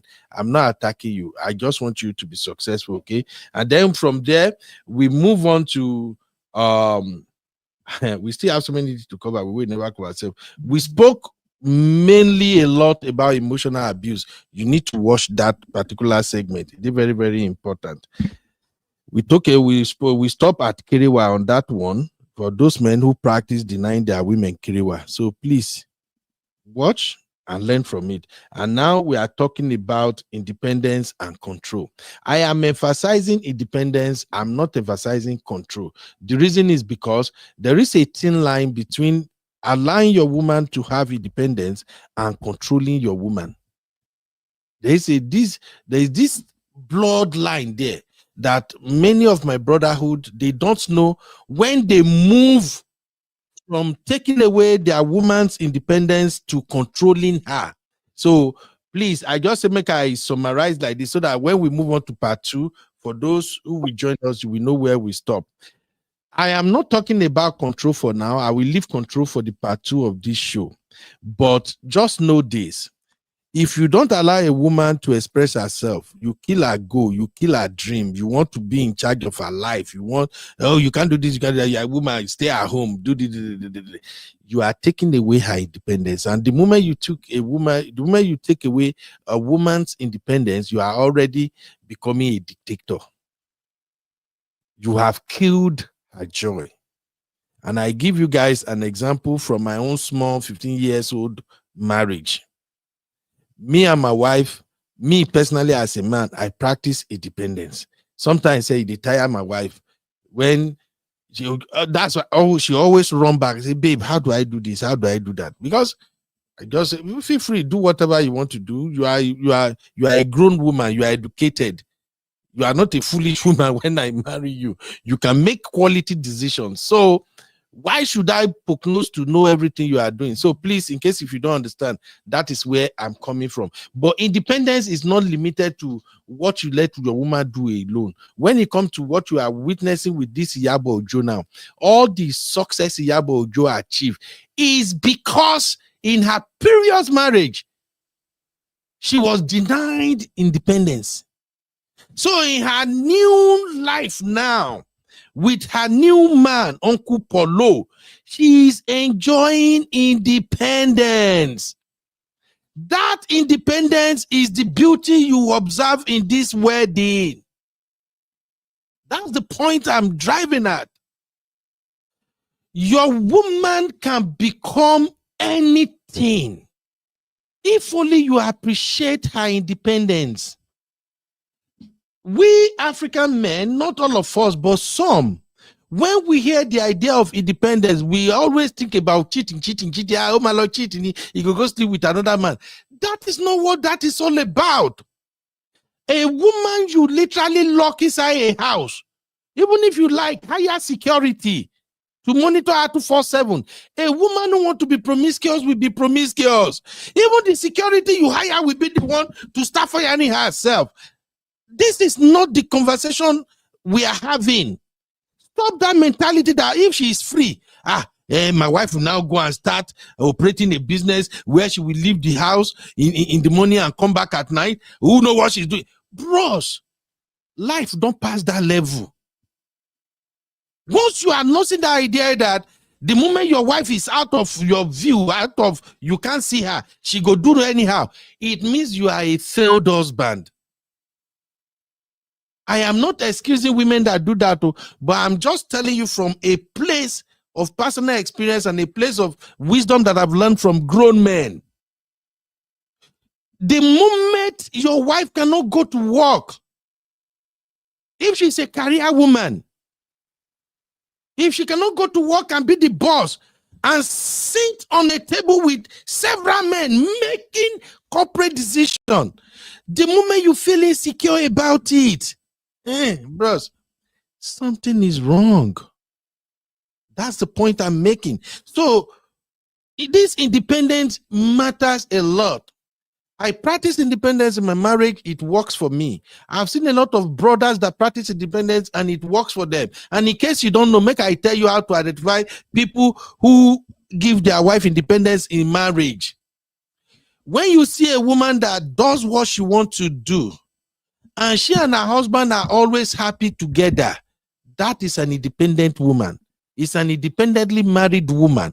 That is a woman that respects her husband. That is a woman that her independence did not take away her reasoning. Her independence did not take away how she play her roles as a mom, as a wife, and still as a career woman. If your wife craves independence, your wife will go far. And as she is going, she will be pulling you along, because it takes maturity to allow a woman to have freedom to do whatever she wants to do. When I say whatever she wants to do, I am not saying whatever in regard to all these shenanigans. Be a high-valued man. A high-valued man don't give an F about what the woman will do. When she travels, when she goes somewhere, when she goes to work, high-valued man don't think my woman is going to cheat. My woman is going to be rich. She will disrespect me. High-valued men don't think like that. That's the point I'm making here. Iyabo Ojo, you can tell, even from this wedding now, I've seen many aspects of our lives that I was not privy to before. I don't think Iyabo Ojo go take Polo play 1 minute. I think, even though they are not married, if Polo is in US, Yabo Ojo is in Nigeria, and Polo be like, hey baby, I think I'm feeling somehow. Can you come to the US next week? I'm thinking if Yabo Ojo don't have anything crucial that she cannot avoid, I think she will hop on a plane. She'll be next week, the Polo talk. Yabo Ojo go to the US like in the next 3 or 4 days. Because but she said that she has an open ticket. So anytime she needs to go somewhere, she can be there. Thank you. That is the beauty of giving a woman independence. Don't be a man that you literally want to tie your wife's hand behind her back. It will draw you back. And trust me, I am still learning as a husband. But I'm simply telling you how this principle really works. I'm a very observant person. I've seen how it played. And when we're talking of control, once you give your wife independence, you are supportive of her. You don't do all the things that were highlighted in this video. Bros, I've said it before. A man who supports his wife, you give her independence, she gets freedom. She is happy. In fact, you are the chief controlling officer. Sissy, you are here. Tell me if I'm lying. You will be the chief controller. In fact, if you tell your woman, hey, babe, like me, I like food well. And you know, it takes a lot for women to cook. I'm not too sabi cook, so I appreciate waiting. I know the way people they do. Did you know if I tell my wife that, babe, even as time then, if I tell my wife, I say, babe, I don't know, before 8, you feel help me do pepper soup? Now, only one time I go ask. My wife will just say, pepper soup at this time now, wow. So now you want me to start cutting fish? I beg, I know they do, Joe. Babe, okay, I promise you tomorrow. If I say, but mama, now wait, you hungry me, I just imagine that pepper soup for my head. I promise you, my pepper soup will be ready by 8 and not be by fight or anything. Even if she says she don't want to do it, she knows that we no go still fight about them. But she will just do it. I'm just giving you simple example. You have to first of all identify the attributes that your woman carry. Identify their special talents. If they are not exploring those talents, bros, something is wrong. Don't practice. You are my wife now. I have to be in charge of it. No, life have changed. And that is why I said, I am a traditionally Western man. We also established that everything you see about Iyabo Ojo now, Iyabo Ojo is Iyabo Ojo anytime, any day. All these qualities she's displaying has always been part of her life. Go and watch all her videos, skits, everything. For the past, since she burst into the movie industry, is the same, meaning that she has always been who she is. Allow your woman to thrive. Allow your woman to do what they want to do. If what they are doing does not align with you, call them up, explain it. You people will agree. Don't be a devil. That's the point I'm just going to be rounding up with this video. Sometimes know that your women will compliment you. Their skills is a plus, it's an addition to you. It's not a minus. And when we are talking about control, some of the things our men don't know is that when a woman suggests something, sometimes they think that she's taking control. She's not taking control. Women are good observers. They know where you are lacking as a man. Sissy, abi I lie? Absolutely. And there's nothing wrong with taking suggestions or corrections from your wife, from your partner. It makes the relationship stronger. I think Uncle Dario said it properly. He said, even though the man may be so smart, just the fact that you included the woman in the conversation to have an opinion, it goes a long way, honestly, in terms of self-esteem and the relationship. It really does. Exactly. So please, this independence is very, very important too. When you divorce a woman or the woman divorce you, and if you think that's the end of her life, you are lying. You might be the stumbling block on her way. By the time she come out under you, you know how Bible said, I will open the door of heaven and pour down blessings. You could just see how they glow, they thrive. Learn. Please learn from this.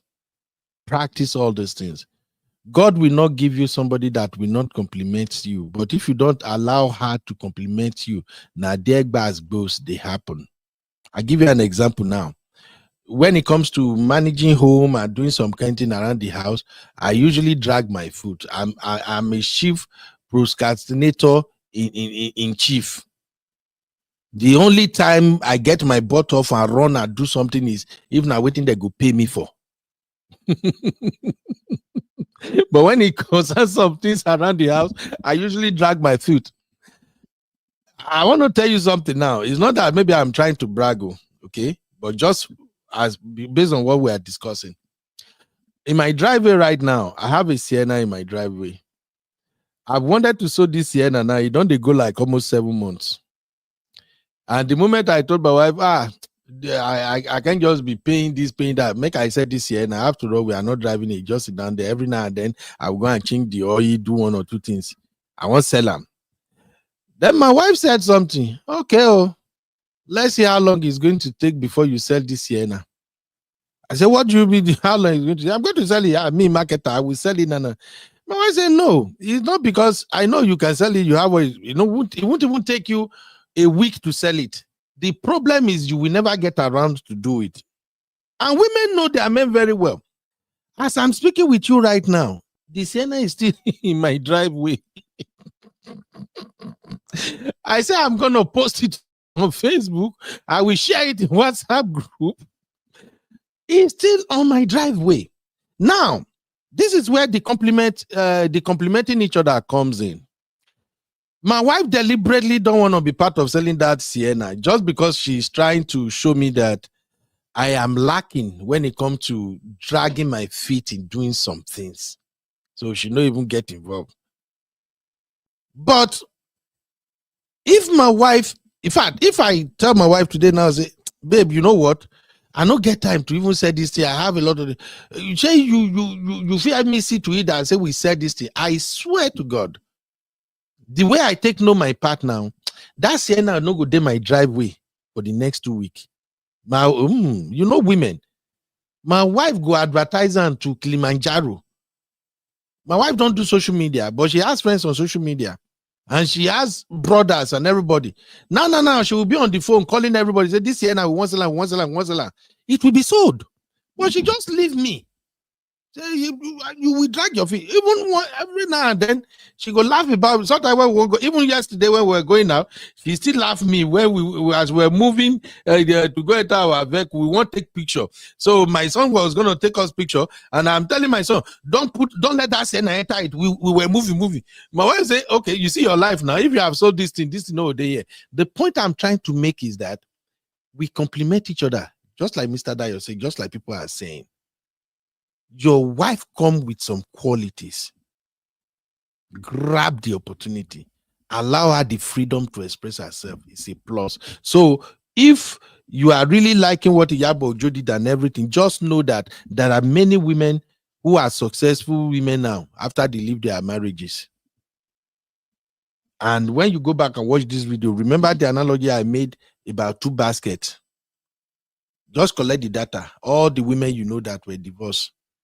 Those ones who are uneducated, those ones who are not exposed, those ones who are not career-driven, put them all in one basket. Those who are educated, exposed, career-driven women, put them in another basket. Then now, check how their life was before the divorce and where they are right now. You will be shocked that even those ones who are uneducated and they are not exposed, at least 40% of them are doing way better than the way they were before they left the marriage. And when you move to the other basket, where you have those ones who are educated and exposed, you will see that about 90% of them, they are almost 100 times better than when they were in their previous marriage. What does that tell you and I as a man? Divorce is not the end of a woman. Divorce is not the end. She will turn around and be a great person, and it will shock you. And for those of you who abandon your children for your ex to take care of, look at this picture on my screen. Even before Yabo Ojo met Polo, Yabo Ojo have already did an amazing job. She took perfect care of her children. You saw Priscilla now, 24 years old Priscilla. Does Priscilla look to you like a girl they can push around? A girl that don't know the direction her life want to follow? That is the product of a determined woman. Priscilla is the product of a mother that says, you know what? My marital status will not define me. So as a man, don't threaten your wife with divorce. As a man, get out of that mentality that, once she divorced me, her life no, they end. You might actually be the devil that is pulling her down. That's the message I have for you for today. And when you look at Polo on the part 2 of this series, depending on when CC goes, say, may we draw him again. Because CC is actually the one that made me to change what I was going to do today. I pulled one this thing yesterday. I shared one clickbait yesterday. CC forget say we they do Easter. Didi don't be already they do battle with me with GIF.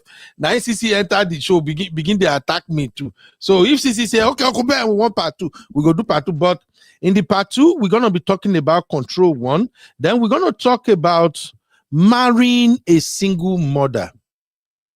It's going to be another hot topic. And I will tell you, I will give you my own undiluted opinion.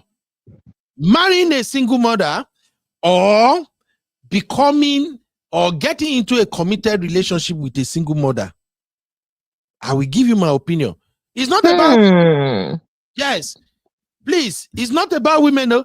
Don't think when you see the topic, marrying a single mother, you are coming to hear single mother. No.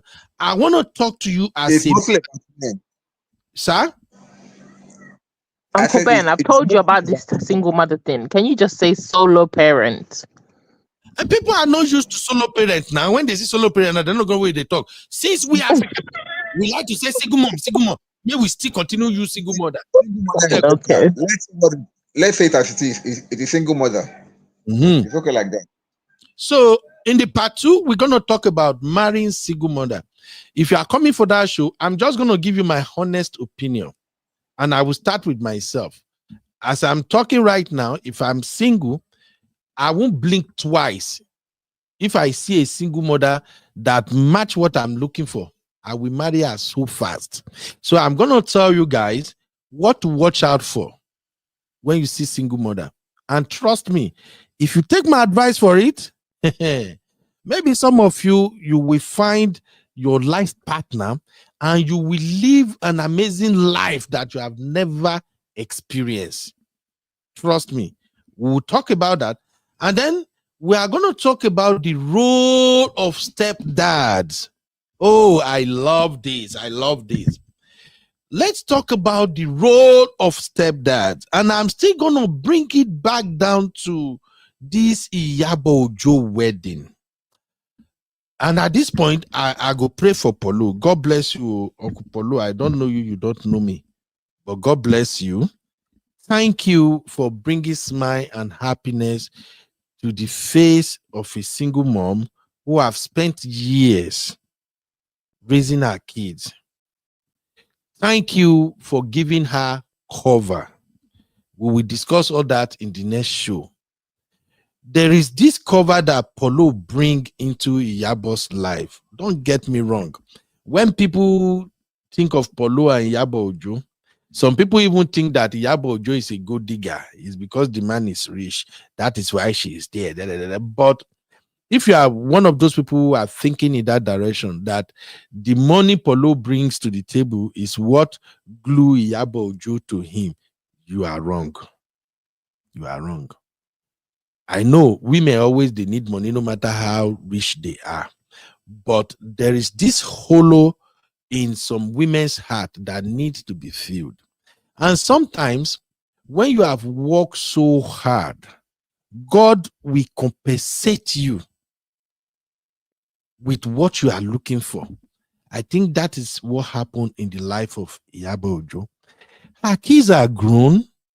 Her career already is blossoming. She's famous and she is rich.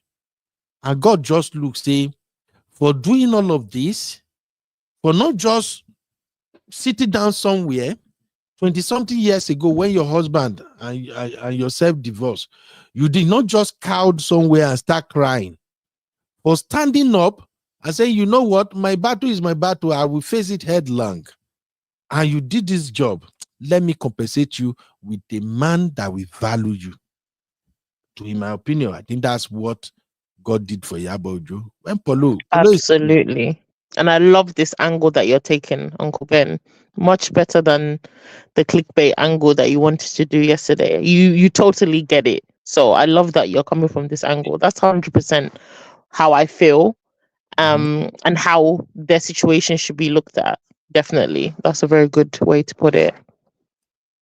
So please, sometimes God just wants to reward you for not quitting on yourself. If you are a divorced woman, please listen. Your struggle will not go in vain. Raising children is not easy.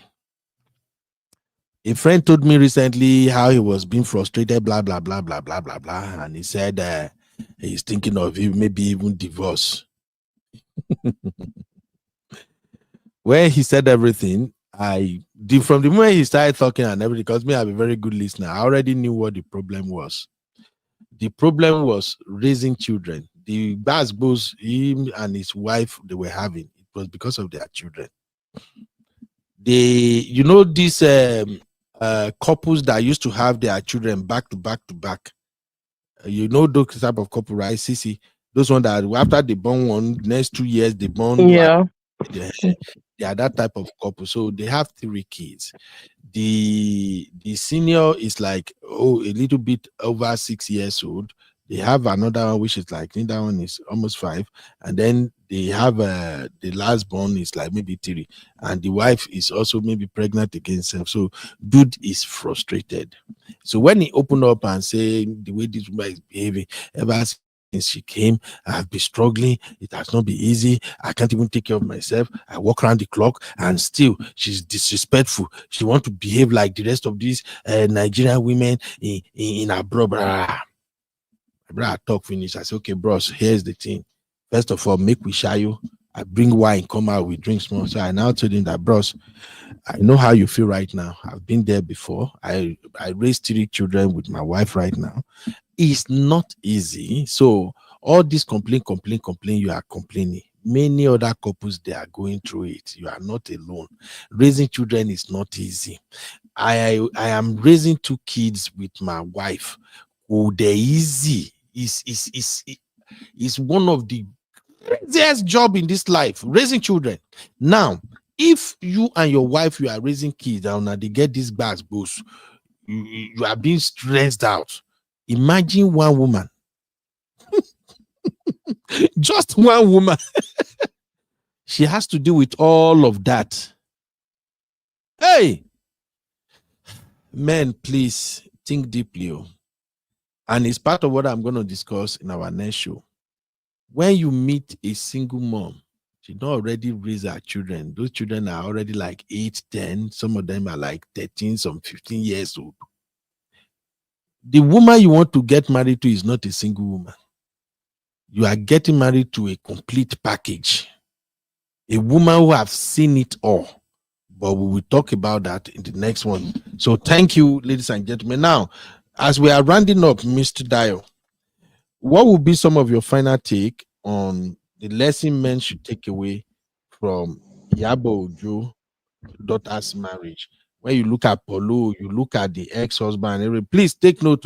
I did not criticize the ex-husband in this video. I'm just saying that there are so many things we can learn from what happened new. And I was just trying to point out why people are celebrating Iyabo Ojo and what men like me, our brothers with the outside there, what you might not consider when it comes to single women and what they have to deal with. and how you can actually be a stumbling block in their path. That's just all I'm saying. No? But I have to stop here now. So, Mr. Dyer, your final take, sir. Thank you very much, Uncle Ben. The thing is that initially when you were talking about men that were using bola, whatever, to something like a punishment to their wives. See, in a relationship or in a marriage, that to me is a no-go area. And I will explain. Never allow your ego as a man to make you think that without you, somebody will not survive. Never make that mistake. God bless you. Because God will make sure, because you wanted to put yourself in the position of God, God will make sure that He embarrasses you and disgraces you. That person will survive. You will not die. You will live to see that person survive and make it. What you think the person will not be able to do, he or she will be able to like achieve it and succeed in it, because God will show you. Amen. Because see, I don't know where that notion comes from in some men, because you believe that, I think it comes from the spirit of pride. You are like, yes, without me she can't do. See, the fact that a woman is like depending on you today doesn't mean that she cannot stand without you. Okay, now take for instance, Uncle Ben, what about those men that all their life they believe that if they should buy today now, their family will crumble and all. They will buy, but the family will still succeed you, whether they like it or yes. Because no matter what, God has made it like that. That's number one. Men should not have the mentality that without me, nothing can happen. Without you, many things will still go on. That is the first one. The second one is that in a relationship, never use your advantage to suppress your partner. Never use your advantage to suppress your partner. To suppress, yeah. It's not about you being able to do something that your partner could not do. It can be both ways. Some women also does that. Some women also, maybe because they have a better pay, they have a better job, they have a better salary. But we are talking about men here. Men that uses their own advantage to suppress their wives. To me, it is just being childish. Because whatever God has given you is for you to help to build your family, to build up your wife. Tomorrow, God forbid, you may have an incapacitated accident. If you don't develop that woman to a level to support you when you're in that situation, your own is done for. Your own is done for. Because why? The woman. Now there was something that really happened. This one is real life. Uncle Ben, let me quickly share it. This one is real life. There is this couple. They got married, and the man has been so misogynistic. I mean, Sisi, what do you call it? Misogynist. Misogynist. Misogynistic. Brother, you don't learn that thing from me. They call them when I reach grammar. So, to the point that she drove away the woman with the child, married some, because the man was having money, married somebody else, was wanting the money here and there, and at the end of the day, she had problems. The woman that she drove away, thinking that she could no longer make it, guess what? This man became blind. She could no longer walk. I mean, he could no longer walk again. It was the same woman that he had driven away helplessly that was not there for him at the dying days. See, we don't know what can happen in the next minute. In life, never do right of anybody. Never make that mistake of saying this one I can never do this one. Never you say never. Like if in Bonds and film, never say never. Never say never that this person can never be of use to me. Never say never that this person can never be like beneficial to me as a person, because you never know. This person that you are seeing as an underdog today may be the one that God has kept something that you will need in the future, in his or in our capabilities. So if you mistreat them today, I can bet you it is waiting for you ahead. So in relationship, let us be mindful of that. Nobody knows it all. Nobody has it all. But I will encourage couples to please have some period of courtship understand your partner, understand the kind of person he or she is, so that you ask yourself the question: can I cope with this man's excesses? Can I cope with this man weaknesses? And he too must also be able to like accept you for who you are. Once the two of you can reach a common ground in that area, the marriage has a 50 to 70% chance of succeeding. But if you don't study each other in courtship, if you just say because age is not on my side, or maybe you are blinded by love, or because now love is not blind, though. Love they see you. Gone are days that they will see that. Gone are days that they say love is blind. Love no blind again. No, now the two korokoro right now end of the take look. Love the look well. That I put on this way, say women love no they blind again. women love, you know, they blind again. Women love tear eye now reach back. They tear eye reach back. In fact, they don't get one of that extra eye for center of their head like this. Make it 3 eyes. That one have to see whether this man get money. So all these things matter. All these things matters. We may be joking about it, but all these things matters in the relationship, so that we cannot, because once you enter marriage, at times it's like some people enter marriage and they like enter hellfire, while some enter marriage and then it's like paradise on earth. Let us try to make the best of our relationship. But if you don't understand, if you know that this man tomorrow, this man women they see, I cannot cope with his excesses, please don't enter that marriage. You cannot change anybody. Don't say, I will change him. I will change him. You cannot change yourself. Talk about changing anybody. So enter marriage with a clear conscience, knowing fully well that you can bear whatever will be dished at you. And then the one that you don't even see, like what my sister Sisi said, for a lady to have said that the marriage was dead on the wedding night, that means she did not see what she saw on that wedding night. That one is a surprise. I can understand that. I think I understand what happened to some extent, sir. But go on. So the one that you could see, please run. Broken relationship is better than broken marriage. Run. So my own take home from this thing is that never you be so proud to think that you are God in anybody's life.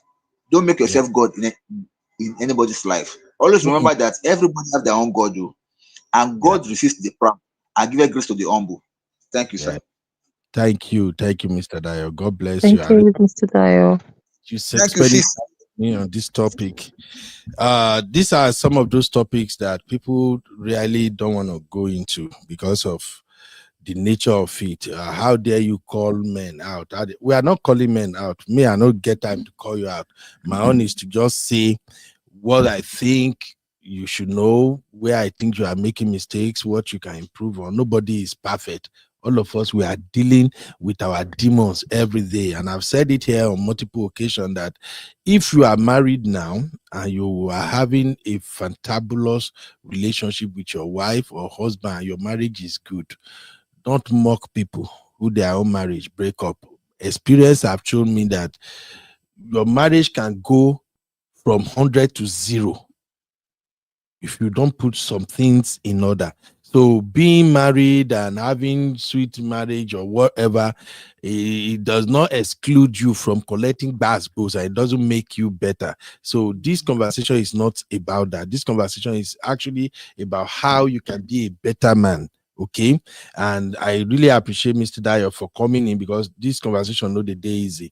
A lot of men who have not attained certain level of understanding, some men who have not really took time to study women. You can never master women, but if you take your time, you study women, you pay attention to their emotions, you know what you can do as a man to at least give your wife that space whereby she can build the home. Uncle Patrick, I've said it here several times. Women are home builders. So if you don't know how to go about to build that home, whereby your wife can help you build it, she can push you up, then there is problem. That is what we are having this conversation all about, and we will still continue on part 2. And even after part 2, I will still share some of my own tips with fellow men, how you can have fantastic marriage with your wife.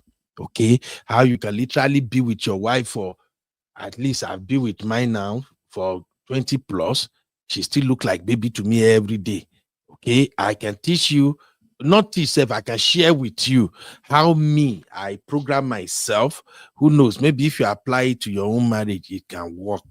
It's not a general solution, no, but we learn from here and there. I've also told you guys here, I used to have bad temper, but when I listen to elderly people, when they start to teach me some technique, it works well. Uncle Adam, for instance, and this thing is not only applicable to marriage itself, it even go be over to work. There was a time one of my manager pissed me off at my previous job, and I want to lose my mind. I want to tell her, say, get the fuck out of here. Who you be? But the spirit just tell me that, why don't I share this thing with Uncle Adam first? Uncle Adam is here in Austin, Texas. He's one of my most respected uncle. I call Uncle Adam. I told Uncle Adam what my manager do. And I told him I want to be crazy and mad at him. And Uncle Adam told me, Ben, sometimes work is like marriage. You don't respond to everything. Sometimes, even if you are going to respond, you take a couple of steps back. You relax. You don't respond immediately. You don't act immediately. He taught me that lesson, I think, is it 2017? Yeah. When I start working as a nurse, and that's when I say, I want for abroad. You are working with mad people so many times in this Western world. Mad people that see why you laugh now. You mind, eh? People like you, even CC, you people in HR. Come to HR. You people that are monitoring people's life. Imagine if I'm working on that CC. I never work on that CC. Me and CC, we are doing back and forth. I work on that CC. I'll hand you your P40, your P47, P46. Since they will just look me one morning, I go just come clocking like this. You go just fire my ass. So I'm saying this for you to know that you listen to people, elders, pastors, matured people who have been married for a long time. They will teach you some tricks, some techniques. It works absolutely well, and you'll be enjoying your marriage. Uncle Adam taught me, Ben, no, work is like marriage. Different things will always happen. You don't have to react all the time. In work, if you react so quick, you get fired. If you don't take your time, plan how you want to submit a report or file a complaint or something, you get fired. When you get fired in 1, 2, 3, or 4, 5 jobs, your record is destroyed. HR people, here they will ask you at work, do you want us to contact your previous employer? You can say no. But HR people, they go still go sniff. Am I lying, CC? You still sniff. We'll come back and check. Absolutely. And depending on the industry, if it's a small industry, you always meet the same type of people. So you will know in the backstage. It doesn't have to be unofficial. It's even very easy. Seb. You know, I studied HR in my first degree too. Yeah, you said. If I look at your resume, the first place, maybe you list maybe 5 places you worked before, and then I look at the duration of work. In one of the places you work 6 months, in another one exactly. Another one you do 8 months, and your excuse for leaving all those jobs is I found something better. Yeah, I already know. Say you are a bad staff, Kokoshilo. You are not. Hire you. I used to be HR, so I know. So it's the same thing in marriage. In marriage, everyday things will change. Especially when you are with these beautiful people we God created that I can't even explain. They change every day. Women. Every day, you don't know what they go bring for you. They go do something, you go shock. Now laugh, you go laugh. My wife did something recently now. She said she won't hustle, she won't do business. She go try the business. The thing born her and finish. She called me. Babe, don't laugh me. You know, say when you know your person for a long time, you already don't laugh. The moment she start with don't laugh me now, I say, no, this woman don't go fuck up.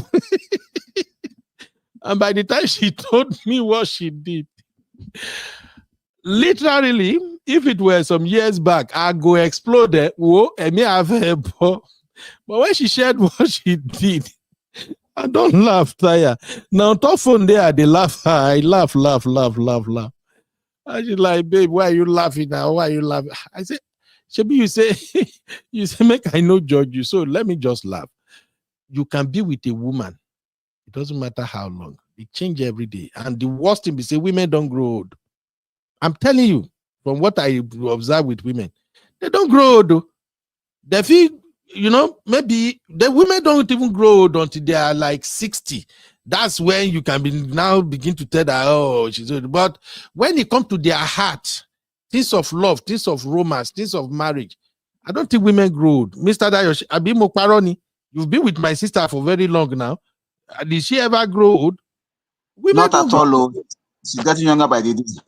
They don't grow old.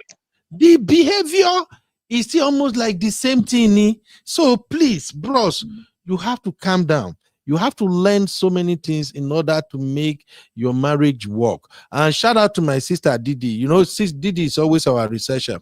We spoke about emotional abuse there, and Didi dropped this in our backstage. I just want to read it to you guys real quick.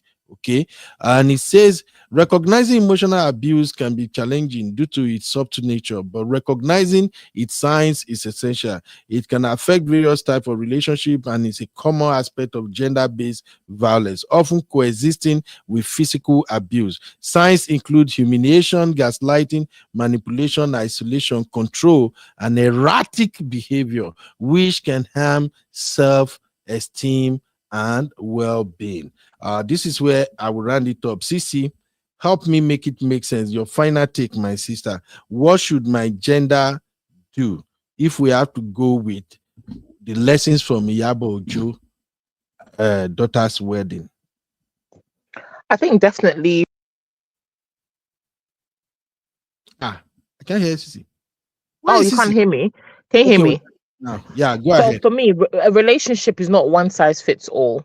Okay, so the fact that you did it a particular way previously doesn't mean that needs to be the way you should do it in all your relationships. Tailor it to meet the person that you're with. Okay, so that you can get the best out of the relationship.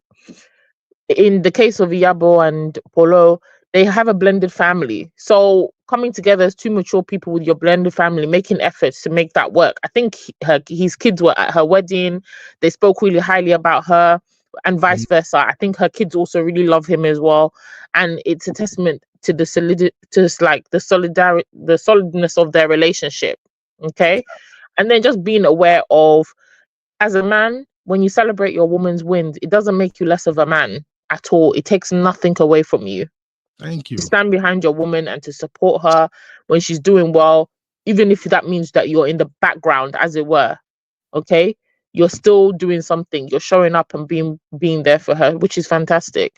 And that's what all women need. And don't stifle her. Let her achieve and do what she needs to do to be an all-rounded woman, as it were. A woman is not just a mother, not just somebody to sleep with, not just somebody to cook and clean after you. There's so many more facets to us, and allow us to spread our wings and to explore all of those. I think those are my takeaways for today.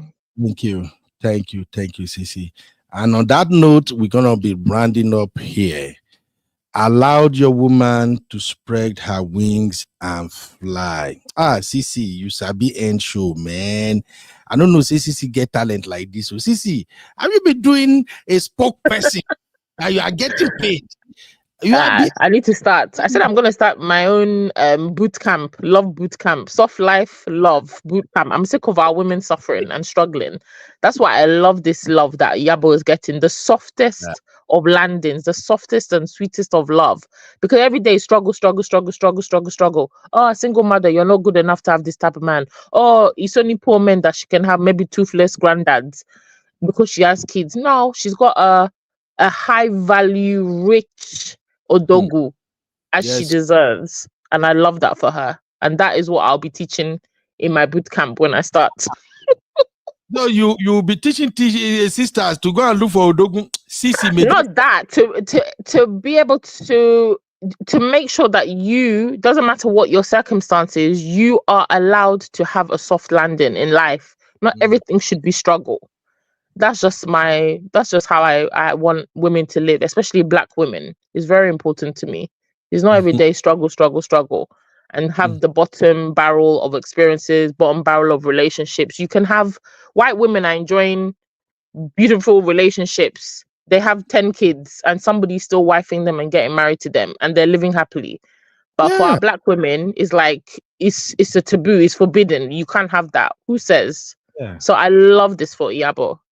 Thank you, my CC. Thank you. Women, your status as a woman with children is not the end of your life.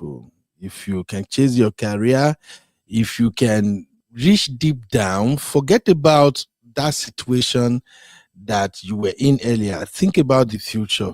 There is so much ahead of you. Did you guys saw Natasha?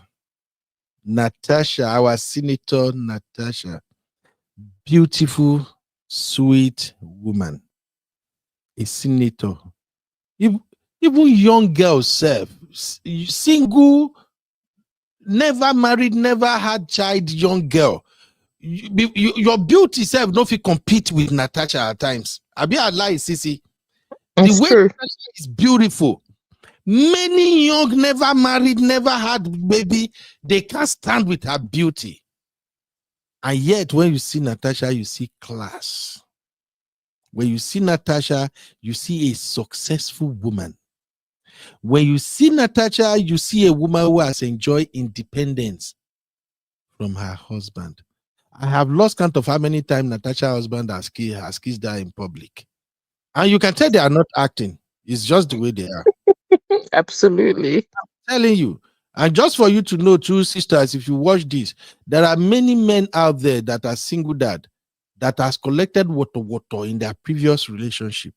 So when they find you as a single mom and that vibe is there, oh, the way they will sweep you off your feet, you will be asking yourself, are you sure this man is not here to trick me? Sissy, you should know what I'm saying now. When you see a man that truly loves you, a man that has been married before and he get picky, but he don't collect water for in previous relationship, and now he meets you, even though you have your own kids or something, you know how to manage your stuff. He now meets you, a man who has never been called baby before in his previous marriage. You are now texting him, babe, how is your day going? You are already scattering the man's life. I swear. Some men have never gone out with their woman before. Do you know what it takes? My wife used to do this thing. Maybe she go hear from me. I know they confess them before, but I go here. We have this ice cream joint where we they go hang out at times. Anytime we reach there, when we buy the ice cream, my wife will see with the ice cream. You get women, you go take that straw where they day.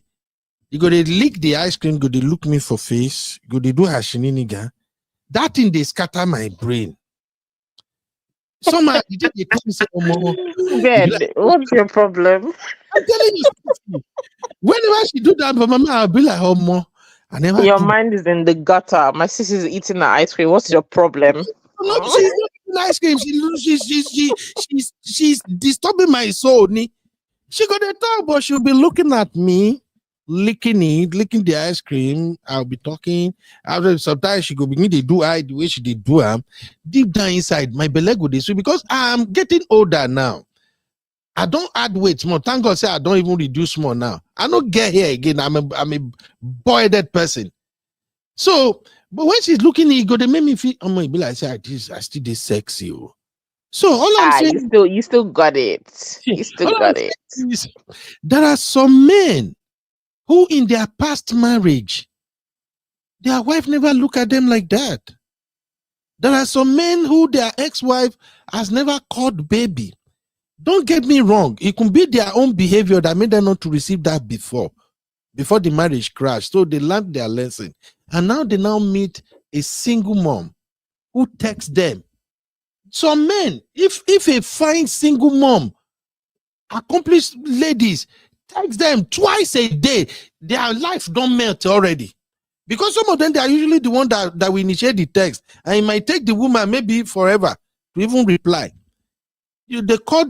Some men will call some aunties who don't get picking on phone now, and they will go, Hey, baby, I was just thinking of calling you. How is your day going anyway? Sure, you see, you have not even checked on me all day. And the man will be like, oh, I'm sorry, my dear. I've tried. He go even lie. I've called you. Don't you see my missed call? Because they are happy. They are not expecting that kind of maturity, that kind of sweet love coming from a woman that has born. Let me tell you, you see people like Natasha's husband, people like Polo, they don't care, say you don't born before. They don't even they think of say you born. No. The fact that you can reach to their soul and their heart, I swear you can never do nothing wrong. Don't you see Polo in this wedding? I have a video I'm working on. I will do a reaction to it. I compile all the areas where Polo show up in this wedding. Polo himself, you can tell he's happy. Or don't you see it, Sissy, in the videos? Polo, absolutely over happy. Honestly speaking, that's I love how he loves her publicly. Exactly. That is it's very sweet. That is why we're going to talk about the role of stepdad in our next show. You can tell Polo is genuinely happy for Yabo Ojo. You can tell Geno is genuinely happy for his stepchildren. You can tell, in fact, I don't respect this Polo die now. In all the videos I've seen, with everything God has blessed Polo with, Polo has never made one wrong move that can show that he's trying to intimidate the ex-husband. I know CEO. Maybe people will attend the wedding live can see you, but for me, all the video I've seen, Polo handled this wedding like, oh, this is my stepdaughter's wedding. Everything must go well. Do you see how many singers who graced this wedding? I was gonna say it's all because of his contacts, isn't it? Of course. Exactly. You see how many artists that were all over the place. That is them honoring Polo, even though they all respect Yabo Ojo, but that is them honoring their boss. So when it doesn't matter if a woman is a single mom or something, when God bless a woman with a man that truly loves her, the man will love her with everything he has. And any of my sisters that will watch this show, if you are still looking for a perfect man, God will provide it for you. In Jesus' name, you will get that man. I've seen how marriage work. I enjoy love. Marriage now one thing. Being love is another thing. I enjoy love. I can speak for men. I can speak for myself. I can speak for women. Maybe in another show, Sissy can help me speak for women. Love, they sweet. When you see somebody who truly loves you, somebody that rub your leg just because they intentionally want to rub it. The first day my wife gave me foot massage, the first couple of minutes, come on, walk, come on for my yash. I said, wait, make I go pee. I don't know how but you Uncle feel. Ben, you know, it's not just sorry to cut you. It's not just love, right? It's also friendship. They have a friendship. When I was, you sent me your video. I was watching it yesterday. I was just smiling. I was like, see my two goofy people. The way you're playing with your wife is playing. Jonas, that is more than just love. That friendship. Oh, it's beautiful when you have that with a person, because love will come and go. Love will, you're not always going to be in love with your partner all the time. But at least if you have a friendship, you can do anything for that person. And Iyabo and Polo, they have that. I've seen in her comments, there was something she posted. She did like a post, and he's always underneath commenting something like, dropping the emoji or dropping something shady underneath the comments. Then she'll respond back like, oh, I'm just playing, babe. There was one video that she did, I was laughing. I think she's promoting, I don't know if it's like chocolate. So she's like, oh, I'm lying in bed next to my sexy chocolate man, speaking in whatever Yoruba or something like that, and looking over. Then the camera pans to the side and it's the products that she's advertising. Then underneath the comment, the first comment there is Polo, and he did his eyes like an angry face, like, oh, okay, confused. And people underneath were like, oh, sorry, Uncle Polo, she's just playing. So you can see that there's that banter between them. Do you understand? So that will sustain their relationship beyond just love. And if you have that with a person, that is That is, to me, is the key ingredient for a good marriage, good relationship, friendship. It's very important. If you have never enjoyed love, if you have never enjoyed true happiness, you won't get it. So please, my sister, if you are a single mom, you have 1 or 2 kids, it does not take anything away from you. And I'm telling you as a man right now, that is life that happens to you. Learn from Yabo Ojo. Raise your children. Once the children are beginning to have independence, they are doing things on their own. My sister, repackage yourself. Hey, learn makeup. Makeup do wonders for women, and I love it. Learn makeup. Learn how to arrange yourself. You are still beautiful, my sister. There is a man somewhere that is dying just because he see you, you waka pass. Just to see you. Man is just happy. That is not the end of you. Love is sweet. And for my fellow brothers that I did this show on, I am not trying to drag you. I'm just saying, please do well. There are some of you now that you have been divorced once and you are looking for a woman to marry. Many of those single sisters out there with children, their children did not define them. Their children will not take their time away for you. In fact, their children is a plus. If you want corner those women will get children. Oh man, thank God I'm married.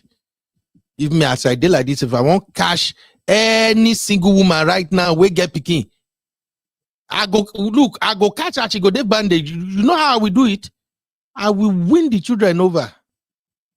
I will not do it by fire by force. Small. I will take time. So far we get related. The moment me and the woman we have understanding, we are relating. We don't talk. We don't come out. They go out. We are having date everything. The children don't see me every now and then. I will begin to win the children over small. Don't overdo it. That's why we'll talk about being a stepdad. Don't say you want to kick their father away. No, make the children your friend and come and see what will happen. The moment the woman sees, say, oh wow, our children are cool with you, bros. You don't win jackpot.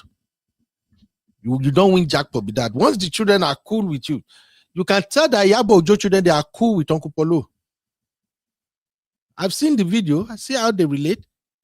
When in the traditional, when Priscilla was hugging Uncle Polo, I saw her face. I see the face of a young 24 years old girl who admire her mom's lover. Priscilla not be baby. And for those of you who might end up with single mom with children, the children are watching how you treat their mom. Once they see that, their mom is smiling more, she's jingling again, and you are forget, they got your back anytime, any day. That relationship will thrive. So my sister, no fear. Bros, no fear. You see single woman that are in jail together, go for her. Just play this video again. Be a man. Give her independence. Independence to a woman is an independence to you. You will excel in everything. Women are crazy. Allow them to explore themselves. Make your woman just know, say, they live the life where she want. Like I said again, it's not nastiness. Not all women. My wife do whatever she want to do. And I can literally swan and buy. And it don't even cross my mind. Sometimes when she dressed so good, I'll just say, maybe if I no show, say they jealous. If you think say maybe I no love her. So that's when I'll just tell you, say, babe, this one you are looking like this. I remember one day, I work overnight when I was still doing video coverage and going to school. I work overnight. So in the morning when she was going to work, that's when I was sleeping. I no see her. By the time she came back from work, she can't wake me for bedroom. As I open like this, my wife wear short knicker, go work. Me when they sleep, my eyes instantly. My open, wow, like, hey, babe, now this thing you wear, go work. Yes, now what happened? Is it bad? It's not bad though, but the thing, is it bomb shot? What I call that? This one not be bomb shot. Actually, I don't know the name anyway, man. I don't stress myself. But the thing be say, the yash was yashing. The weavon she wear to work, the weavon was weavoing. And out of the blue, I was just like, babe, Now this is where you go work. How will you go to work like this? Jesus Christ. Eh? You wear this. You just look me when we say, you know, go get hypertension. Allow me my enjoy. And we laugh about it. That's just the way it is. Let women express, let them be free. One way you don't know, be said, the more your wife is free, the more freedom you too you go get. I swear. If I won't go play ball, I won't go party, I won't go do anything. All I have to do is, babe, I go somewhere, you won't come. She know, babe, just go leave me. I know they come when I go to do nothing. And I will not go there and come back. And then one woman go down their house, they parade, say, hey, you go, you know. Freedom, independence.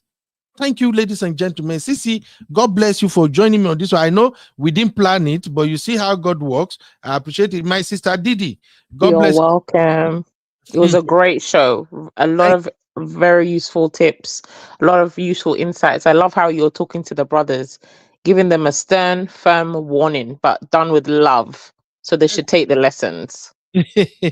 Thank you, Sisi. God bless you. I know it's midnight. I really appreciate this. Okay, no worry. I go tell my brother, make it carry you go boutique. Okay, my brother will. I will part two's loading for us. Yeah, I'll tell my brother, I say, bros, Sisi co-hosted with me to the night to I beg. Let me take her to boutique. Let me go give her soft life. I swear. Have a good evening, Ben. We'll be in the backstage as usual, doing our own basketballs. Yes, so I want to thank Easter. Happy Easter, my Sisi. Thank you. I want to thank my Didi. Didi, God bless you for all the support on this particular show. Thank you for all the information and everything. I want to thank my Adeyinka Sani. Thank you very, very much. God bless you. Miriam, how are you doing, Mama? I'm seeing this Miriam for the first time. Oh, thank you, my sister. If this is the first time, please subscribe to our channel, hit notification. If you are watching us for the first time, we are like families here. I am me and all my sisters and brothers. We are like family here. Don't worry, if you listen to me long enough, I will piss you off. Okay, but don't worry. My own piece of now one show. Well, if I piss you up on this show, the next show we go to play. Just accept me like that. Okay? Ask them Didi, them Sister Marriott. They don't accept me. They don't say, they don't get where they could drop me. Okay, but with time you will also accept me. Okay, thank you very much. I appreciate you, Mr. Dayo. Egbon, you will live long. This is a very sensitive topic, and for Mr. Dayo to at least be part of the show and help me make it make sense, I'm not taking it for granted, sir. Thank you very, very much. Sister Marriott, my own Marriott, my D, thank you. I know Sisi is sleeping, CB is sleeping now or something. Maybe her battery don't die. I know they get light for Nigeria, so no mind them. But my Simbi baby is always holding it down for me. D, I can't love you less, Jari. I love you, D. If they want to talk, say I'm cheating with you, when they talk, I love you, D. Thank you, D.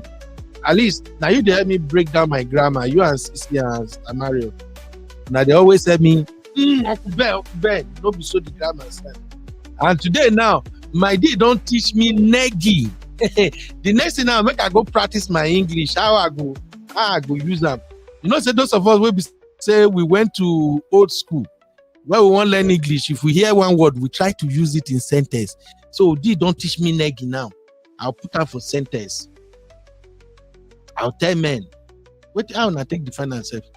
Okay, man will be say that they compliment woman, but they will come put some canvas. Yes, I'll just say, bro, you are negging, man. Don't be negging, bro. When you speak to her like that, you are being negging. That's negging attitude. I don't learn grammar. You say, D, I cannot love you less. Don't be negging anyhow. Oh yeah, thank you, Ashani. Oh, what a lovely name. Thank you, my sister, Ashani Ulujuede. Oh, what a beautiful Yoruba name. Thank you. I know I cannot mention everybody. Oh, my sister Temilade, how are you doing, ma? Oh, thanks for being part of the show. Then I see Queen Queen MOTV. I will check you out, Queen. Thank you for being here. And my Misty was here earlier. Thank you, Misty. Misty herself, my super lawyer. My beautiful sister from Uganda with that sexy, sweet voice. Thank you. And then Banky's Corner. I appreciate you, Banky's Corner. God bless you, okay? God bless you, God bless you, God bless you, everybody. That's good. Then Mom of Five. Mom of Five, I dey always watch her show in the background. I will just be listening. Mom of Five is just like Auntie B. She will break everything down. I actually get to know Mom of Five during the time where that guy pied those two ladies for Nigeria. Mom of Five did an amazing job. Mom of Five was following that friend, Andrew friend. Mom of Five was following that man back to back. I'm like, okay, at least there is one sister here who is fighting for this innocent girl. So Mom of Five, I appreciate you. Thank you for being here. God bless everybody. B Palmer. B Palmer, I love you, my sister, even though I haven't seen you. But you see that your Palmer, that name, I like that name. I was living on Palmer Street when things started happening for me in the US. So anytime I see your name, I'll just be like, oh, Palmer. Palmer Lane is one of the very popular streets here in Austin. All right, I'll see you all in the next one. Join us in the part 2 of this show where we'll talk about marrying single mother and the role of stepdads. God bless you, everybody. Please, my brother, if this show annoys you, no verse. We just have to say it. Everybody has been trying to teach women all this while, but it's time that we men, we also talk to each other. God bless you all. All the people that watch today's show, God will use this show as a point of contact to also bless you. Everything you desire, you will receive in Jesus' name. I love you all. Happy Easter.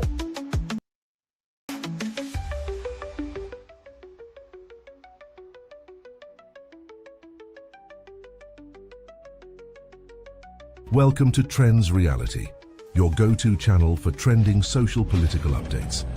Subscribe, like, and leave your thoughts in the comments.